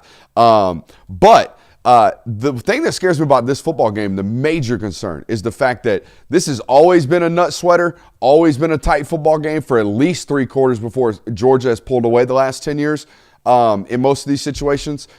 But that's been with bad football coaches. And I shouldn't call them bad football coaches, but what I should say is there was such a positive delta in the form of Georgia, or in the favor of Georgia on the sidelines and coaching the last 8 or 9 years. I mean, the entirety of Kirby Smart's career since he's been here. He is so much of a better football coach than Jim McElwain. He is so much of a better football coach than Dan Mullen. He is so much better of a football coach than Billy Napier. All right? And I think him to be a better football coach than John Summerall. But it ain't by a country-ass mile. And I think that's what it's been the last time. And the last several, almost a decade now in this matchup. So I do think there's always been a talent matchup here. It's always been a tight football game, and I don't think they're abhorrent on the sideline anymore. I don't think they're going to run 9 guys out there. I don't think they're going to burn 3 timeouts in the first 10 minutes of the football game like they did every time they played Dan Mullen down there. I don't think they're going to, be down 7 and almost start a fight. I don't think stupid stuff's going to happen. I think they're going to be well coached. All right, and that's a difference in this football game. It hasn't been that way for a long time. I also think the real concern in this football game, football analysis-wise, is I think I know going into the season that Florida is going to be hard to run the football against. And I know Jaden Ball is so individually excellent that they're going to be able to run the ball. And this is a matchup, I think, the last 15 years that has been won by the team who rushes for the most yards. Yeah, I don't know the exact statistics on that, but I mean, most of the time, if you run the ball successfully, you will win a football we got to game. lead. We're icing the clock. Like, I know how much we throw the ball nowadays, but if you win the running margins, normally you win the game. Yeah, I mean, I think the thing that concerns me more is the margins have been shrinking continuously in this game. Like, it hasn't for the last 5 years been like a dogfight, a drag out, like really close matchup. It was last year, that's for sure. But the last years before that, it was, man, Georgia won. I have the scores up actually right here. 34-7 victory. Then it was a 42-20 victory. Then a 43-20 victory. Then 34-20, and last year was 24-20. Like, they've been shrinking continuously. So that's where it concerns me. You add the fact that this is going to be a weird environment. This is going to be a first-year head coach. There's going to be a lot of juice on the Florida sideline. It's a very talented team. They've never not been a talented program. So that's a very concerning thing for me. John Summerall is going to get a signature win this year at some point, whether that is or not UGA. I hope it isn't, but that is something to look out for. I think he is a talented enough coach. I think there's enough momentum behind this Florida fan base and this Florida team that they will get someone on their schedule. So that's something to be concerned for. Another thing, just Dallas Wilson, Vernell Brown, Eric Singleton, like all the names that you want to list out that have given Georgia defensive backs problem, they're there still. And they have plenty of coaching to go with them. And they will probably have a very good quarterback this year as well, whether it be Aaron Filer or the Jones kids. So there's a lot of reasons to be concerned with Florida here. And by the way, again, I've said this before, and I said it last year, you're on your longest winning streak in like program history against these guys. You got to go back almost 80 years to the last time Georgia's won 5 games in a row. So there's a lot of reasons to be concerned in this matchup. All right, let's move on to what's next, Missouri? We are at Ole Miss. At Ole Miss. Oof. First and foremost, that's a road game that is hostile. Yeah. That's not loud. That's hostile. Hostile, yes. It's hostile, not. What does it sit 60? Inconvenient. Sneaks up on you. All the things out there. Yeah. That's a sneaky SEC road game, and Ole Miss fans would love me to say that. It's like 62,000 of they might spit on me. Is what it feels they will like. spit. They will spit. It feels like 62,000 of they might spit on me. They might not spit on you. They will. There will be spat.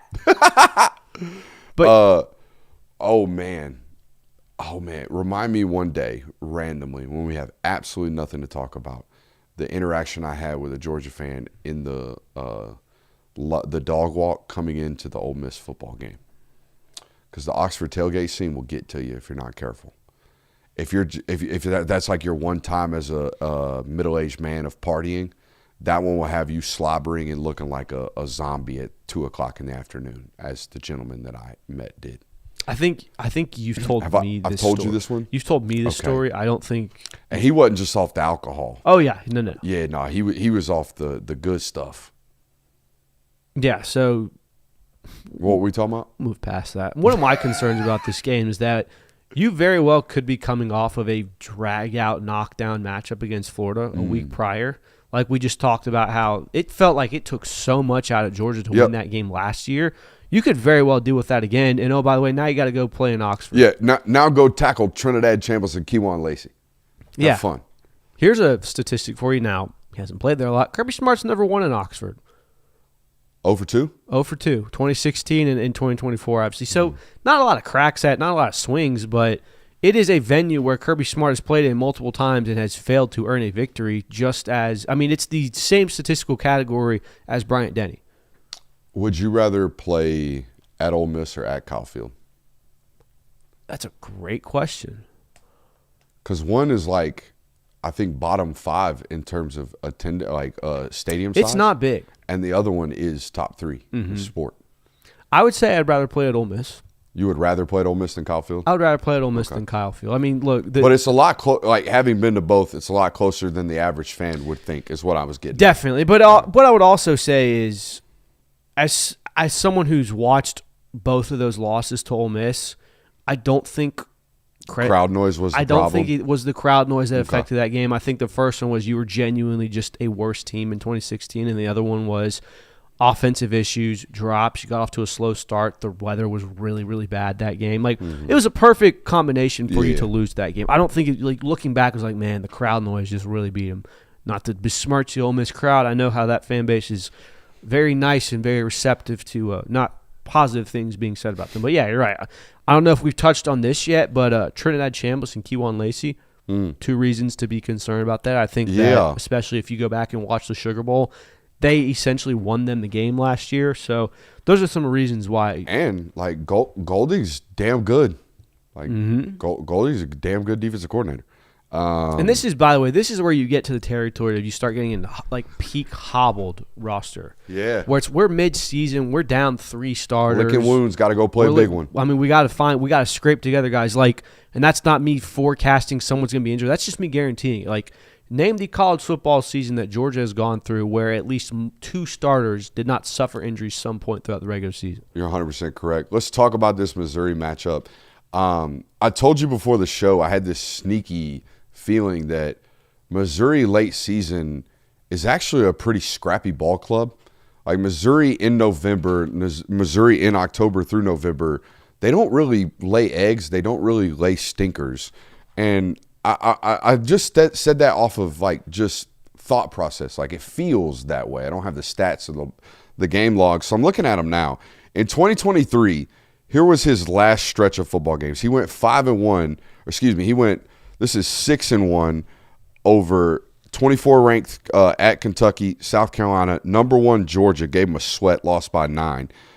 Beat number 14 Tennessee, beat Florida, beat at Arkansas, beat number 7 Ohio State in a bowl game. And you'll say bowl games don't matter. That's fine. They still finished strong. By the way, Definitely. Missouri finished strong as hell last year. If you watched that Virginia bowl game, they was out there balling. Yeah. Them defensive players were playing their ass off. This football team plays hard late in the seasons. I went back and looked at 2024. They didn't have a great ball club. They went 10-3 in 2024. They only lost 1 game over their last 5. Like, they were good, and it was a ranked South Carolina team. They lost by 4 on the road. It wasn't like it was a bad game. And then in 2025, this last year, now they did lose 2 games in the final months, but it was to Oklahoma and Virginia in the bowl game. Yeah, So I mean, it's not like they laid down. Well, There's no eggs here. Eli Drinkowitz, Missouri teams have never rolled over. I think back to the Alabama game in 2025 last year where Alabama essentially holds a 2-score lead throughout the majority of that second half, and it's not until like 5 minutes left in the game that Missouri comes scrapping back. They have a chance to actually go down. They have a catastrophic turnover, and it's like, all right, Missouri's going to lose. Like they had a chance to go down and score the go-ahead touchdown after trailing by. Like they do not roll over, and that's kind of what my biggest concern is here. They've made this game tough for Georgia the last 3 times they played them. Now, they haven't played them in 2 seasons, but the 2021 game, Georgia started kind of slow in that. Now, obviously, they ended up beating the hell out of them. It was 2021. Things were different. The 2022 game, we obviously know was a sweater. And like you mentioned, 2023 was a very back-and-forth matchup where Georgia ultimately pulls away late, but that was a back-and-forth game. So Drink does not roll over for these programs. And the fact that this is a late-season game with what we suspect and what we hope would be a healthy Ahmad Hardy by this point, there's a chance where this is a very interesting matchup for Georgia. All right, Christian, we haven't been doing this for everybody, but I think we have to figure out what we think South Carolina is going to be record-wise by the time Georgia goes out there and plays November 19th or whatever it is. I pray that they only have 2 or 3 losses because I want that game to have stakes. I want that game to be – I mean, think about the opportunity for me, selfishly, as a college football content creator. I get the opportunity to go watch a college football game in Columbia, South Carolina in November, not in August, in November, where it's nice and cool and calm. And I could maybe get a night game if Shane Beamer survives and is 8-3. Or they could have already walked him to the plank and the whole place could be a death town, just a ghost town. And I don't want that to be the case. I want to absolutely be ecstatic to go watch 90,000 Gamecock fans go absolutely bonkers because we just got done talking about Ole Miss sneaky home field. There ain't no sneakiness about Columbia, South Carolina. Everybody who's ever been out there for a great football game leaves going, wow, that place is electric. I want that to be the case. I want it so bad, and I don't know if we're going to get it. So here's what we're going to do. Kent State, let's give them a dub. Towson, dub. Mississippi State, you want to give them a win? I can tell you what it is. They're going to go like 5-1 the first game of the season, and then they'll just close it out with 0-5. Well, fourth game of the year they play at Alabama, so I don't think they're going to start 5-1. Kentucky, let's give them a dub maybe. You're at 3-1. At Florida, probably a loss. All right, 3-2. 3-2. Tennessee, push. We'll say for this purpose, we'll say 4-2. All right, let's say 4-2. And here comes the next At slew of losses. Oklahoma, Loss. Texas A&M, Loss. at Arkansas. We'll win that game. So we're 5-4. Georgia coming to town, staring down 5-7, finishing with Georgia and at Clemson. Damn, it's not what I was hoping for. 6-6. But here's my thing. It's not what I was hoping for. Here's my thing too, and this is where I've kind of come to this conclusion. There are infinite scenarios for what this South Carolina team looks like come the end of the 2020. Come at this point when Georgia plays them the second to last week of the season. I mean, has Lenora Sellers basically mailed in at this point? What does that look like? Yeah. Here's the way I look at it. Shane Beamer could have already been fired by this point, and the team could be bought in behind the new interim. We saw this last year with Billy Gonzalez at Florida. Shane Beamer could have this team humming where they've built up a ton of momentum, and this is a big game like we've talked about. They could just kind of be limping along and be agnostic and kind of just like, we'll see what this game is. Like, there are an infinite amount of scenarios. Yeah, you could get a Lenora Sellers healthy scratch. You could get a Dylan Stewart healthy scratch. Exactly. Or they could be playing for their playoff lives. Mm-hmm. So realistically, you could also Shane Beamer could be playing for his coaching life. Like, Yeah. there are so many scenarios in here to kind of weigh what type of game you're going to get from South Carolina in this that I've kind of thrown my hands up and not even bothered by it. Here's what I will say for this, though. It's never an easy environment to play in. Now, granted, when you've played there, it's typically been in the heat of September or very early October. That's a plus. Mm-hmm. Lenora Sellers is the talent that could give you absolute fits. We saw this last year where the South Carolina offense looks horrible all the way up into the leading up to Alabama. A defense that we agree is very good. A couple of explosives here and there, a play or two from Lenora Sellers, and my God, they might upset Alabama. You could very easily find yourself in that situation. So that's what my concern is for South Carolina, is that it is so volatile. Now, we might get to mid-October or early November of the schedule and go, all right, yeah, we know what South Carolina is now. We're not as worried, but there is still opportunity for you to come into this game and for it to be a trap game. how about EJ Lightsey still playing college football? Really? Shout out. Which transitions us into Georgia Tech. And I'm sitting here looking at this roster, this projected our lads. I said I want it to be like a good football game at South Carolina. I want it to be high stakes. I don't think it will be with Georgia Tech. I just don't think it won't be, is what I'm at. I don't foresee Georgia Tech. I'm in a very similar situation where I was last year with or this year with Vandy, where I highly doubt you're going to be able to repeat the success that you just did. Highly doubt it. I feel like we're going back to what it was, where this game is Georgia kind of handling business. Is what I think this is about to be. Haynes King was a problem. Buster Faulkner was a specific problem for you. Definitely. Those two don't exist. Do you think Alberto Mendoza is going to be a guy? I didn't think Fernando Mendoza would be the guy he was. I don't think Alberto is Fernando, but I think there's room for him to be at least a guy. with Fernando coming over, we had Lurch over here talking about the Cal tape. I mean, he was the Cal tape was good. We're going to hype up the handoffs. I mean, for Alberto. You know what I mean? Here's why I'm tentative to just look at this and go, yeah, dub, Tech ain't got it. It's been a two-score. It has. It's been a two-score line for Georgia the last 3 years, and it's been a one-score finish the last 3 years. With one of them, you barely. And look, hey, I don't think it's always going to be like this. They're a top 30 recruiting class right now in 27. They've gone on a run lately. We haven't talked about they're doing good things. I just don't know if this is going to be one of those 9-3 seasons for Georgia Tech. No, I don't think. I think we're back to 8-4 is going to be damn good. 8-4 is going to be a good record this year and for that's Georgia still Tech. plenty If that's of a what we spit out. And that's still plenty of a team to give you issues per se. And we talk about in how a rivalry game. Haynes King was a problem. Haynes King wasn't a problem for them last year. They won that game by one score. Defense. Yeah. So there's reasons why this game should raise eyebrows for you. Brent Key has not shied away from the fact that he absolutely hates Georgia, that it is his goal to beat that team at the end of the season. And I feel like as time goes on, he gets more and more frustrated with it. So at some point, Georgia Tech will probably get Georgia and end this streak. I don't know if it'll be this season. There's reason to be concerned coming into it, though. How about Georgia Tech's non-con this year? They got Colorado, Tennessee, and Georgia. Yeah, well, they played Colorado last year. Tennessee is the neutral site kickoff game, and then obviously Georgia's a Colorado's the kickoff game for them, and then they play Tennessee week 2. Yeah, at Bobby Dodd. Tennessee's. Yeah, I'm looking at it right here. They play Colorado at Bobby Dodd. They play Tennessee at Bobby Dodd. Then Mercer at Stanford, Duke, Vatech, Boston College, Pittsburgh, Louisville, Clemson, Wake Forest, Georgia. I could have sworn Tennessee was a neutral site game. It says right here on their website they play that at Bobby Dodd. Fascinating. Mm-hmm.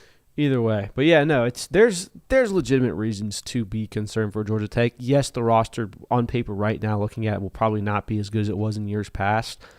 But the roster has, frankly, never been up to Georgia's standard when they played, and they've the last 3 years somehow found a way to make it a one-score game. I mean, hell, even when Brent Key took over as the interim in 2022, that was a unique matchup for a while. Georgia pulled away at the end. I think they won by like 27 points, but it wasn't like Georgia jumped on him from the start. Brent Key has very much had Georgia's number. Yep. What do you got? All right, so I've done my weekly tradition of watching an old Georgia football game and catching up on it, reminiscing on some of the good old days. And I've taken notes on this game. And so I'm going to give you some statistics from this game and see if you can guess it beforehand. And then I'll dive into the notes. You always is this pre-2019 football?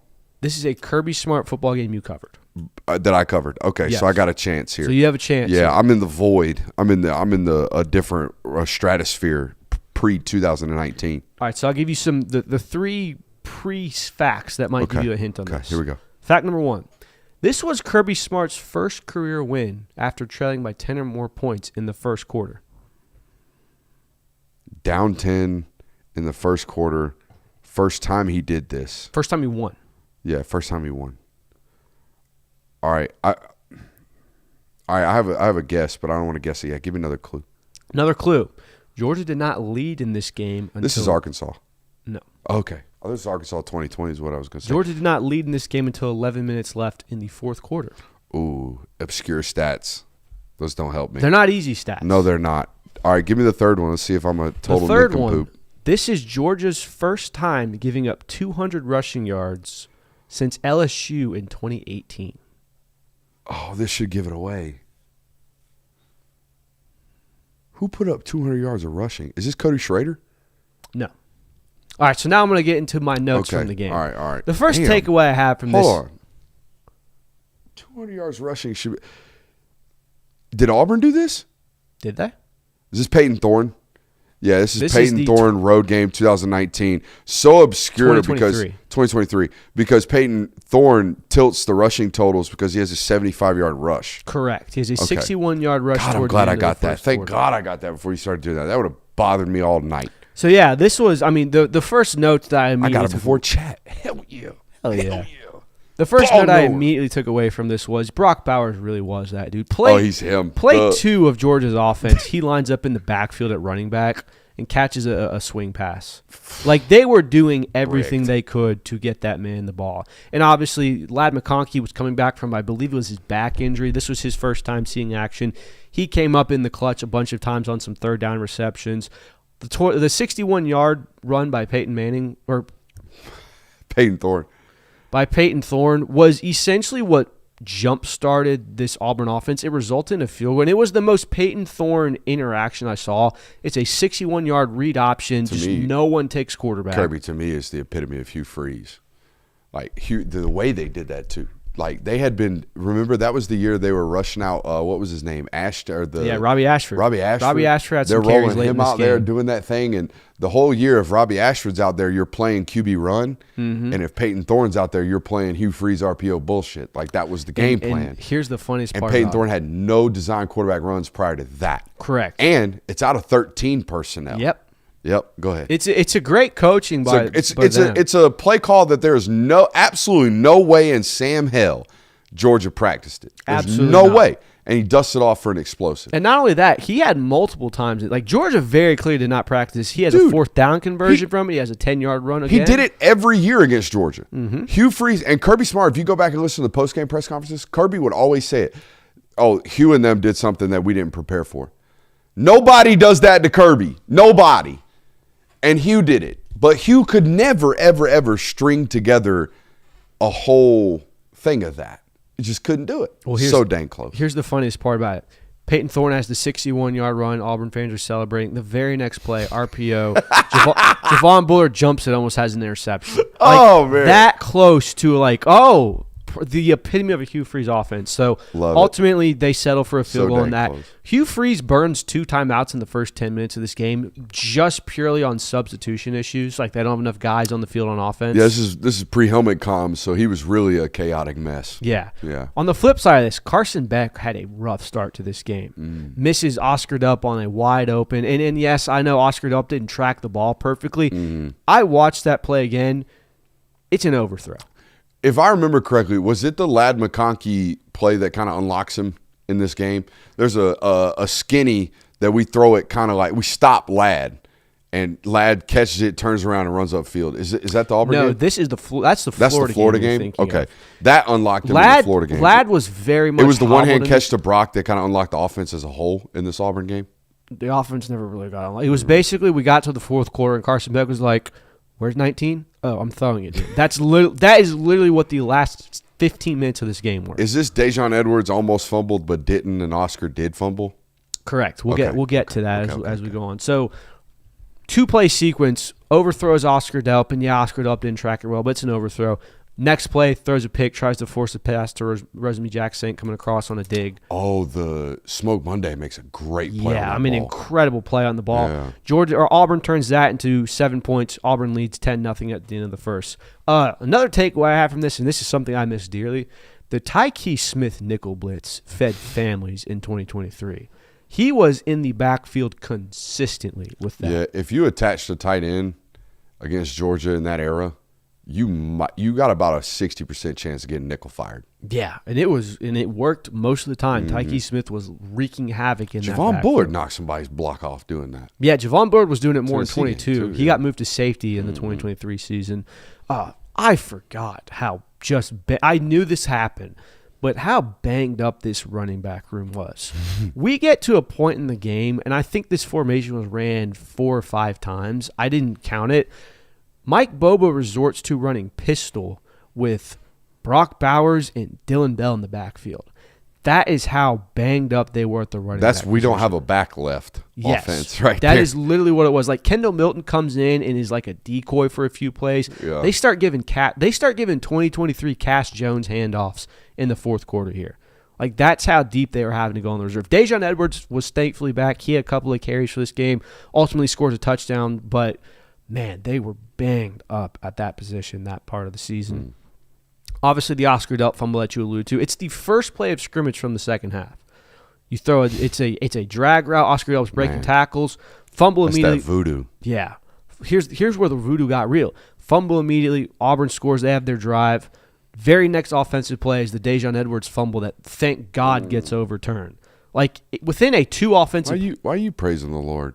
Oh, don't even start, dude. Comrade Kirby over don't there. Don't even start with the whole KGV Auburn Kirby thing. Here's an interesting stat that I had not known coming into this game. Did you know Auburn had played 4 straight games, and Auburn had won 4 straight home games against the number 1 team? Wow. I mean, the Jordan Hare voodoo, as much as we joke about it, died down. They would have been 5 in a row because they were the closest team in 2019 to getting LSU. LSU was not ranked number 1 at that time. Well, they were the Bama game wasn't even as close as the road game at Auburn in 2019. Here's Derek Brown about got them boys. The statistic is Auburn, and this dated back to like 2005. Auburn was on a 4-game win streak at home when playing the number 1 team. They'd won 4 games in a row against the number 1 team at home. Georgia ended that streak, obviously, but that was something that blew my mind. We get to about the fourth quarter, and Georgia's starting to lean on them a little bit, get some run games going, and then we start getting the phantom injuries from Auburn, the classic go down. obviously this is where we get in prime Brock Bowers territory. I mean, it literally does become the Brock Bowers show where they're force-feeding him passes. The entire final drive is just how many times can Carson Beck throw to Brock Bowers. Ultimately, that final drive, that final touchdown is what gives them the lead. Georgia takes advantage. It goes up 27-20. Yeah, I don't think we can see that right now. You can zoom that in, can't you? I can, yeah. Can you grab camera 3? This is one of my favorite pieces of artwork on the wall. This is a photo that I took of that Brock Bowers touchdown that is color pencil drawn by Jason. This is really well done. So, yeah, that stuff. By the way, that's Jason Mahaffey, Southern City Art. I gave him the permissions to pencil draw that. I think I'm okay with that. I'm not making money off of that. Yeah, probably. Yeah, I mean, if you haven't gotten in trouble before, it's 3 years old now. Photo I took that he drew. But, yeah, obviously his drawings are being sold. That has nothing to do with me. Yeah. Georgia goes up 27-20. Auburn has like a minute and a half to drive down the field. Peyton Thorne ultimately throws an interception. Malachi Starks. The game ends. Georgia escapes. But a much quicker game than I remember. The entire runtime from that, now without commercial breaks and everything, was 2 hours of gameplay. It was not a long game. And I guess that's what happens when you have sustained drives for both teams. Jason, if you're listening, now that I haven't looked at this in a while, I want this sucker blown up. I want this huge. It's one of the best photos. I'm not going to be a photo guy forever. Hell, I don't even know if I'm going to take photos this year. But that's probably the best photo I will take in my career of that touchdown against Brock Bowers. I can find it on Twitter every single time because I just tag myself. I search myself on Google at Brooks Austin BA, hang it in the Louvre because that photo needs to be hung in the Louvre. That thing is nasty. So, yeah. What were we talking about? That was it. That's all the notes you got? That was the end of the game. You're right. I think you kind of checked out after you looked at your Brock Bowers picture. It's a great picture, Kirby. It's a great It's picture, hella man. distracting for somebody like me. It's not that For distracting. me, you like that one or the Raylan Wilson photo? It's like the second smallest photo on your wall right now. The Raylan Wilson one is also good, yes. Yeah. The Raylan Wilson one's sick. You good? I'm good. I'm good. It was a good show, dude. It was a good show. We I had like great that numbers tonight. Make Yeah, sure you hit dude. that thumbs up button on your way out if you haven't already. We appreciate you guys. Big up to something season for us, so it's good to be banging numbers with the homies in the chat. So shout out to those guys. Appreciate you for being here. Hit that thumbs up button. Love you. Bye. See you Thursday. You're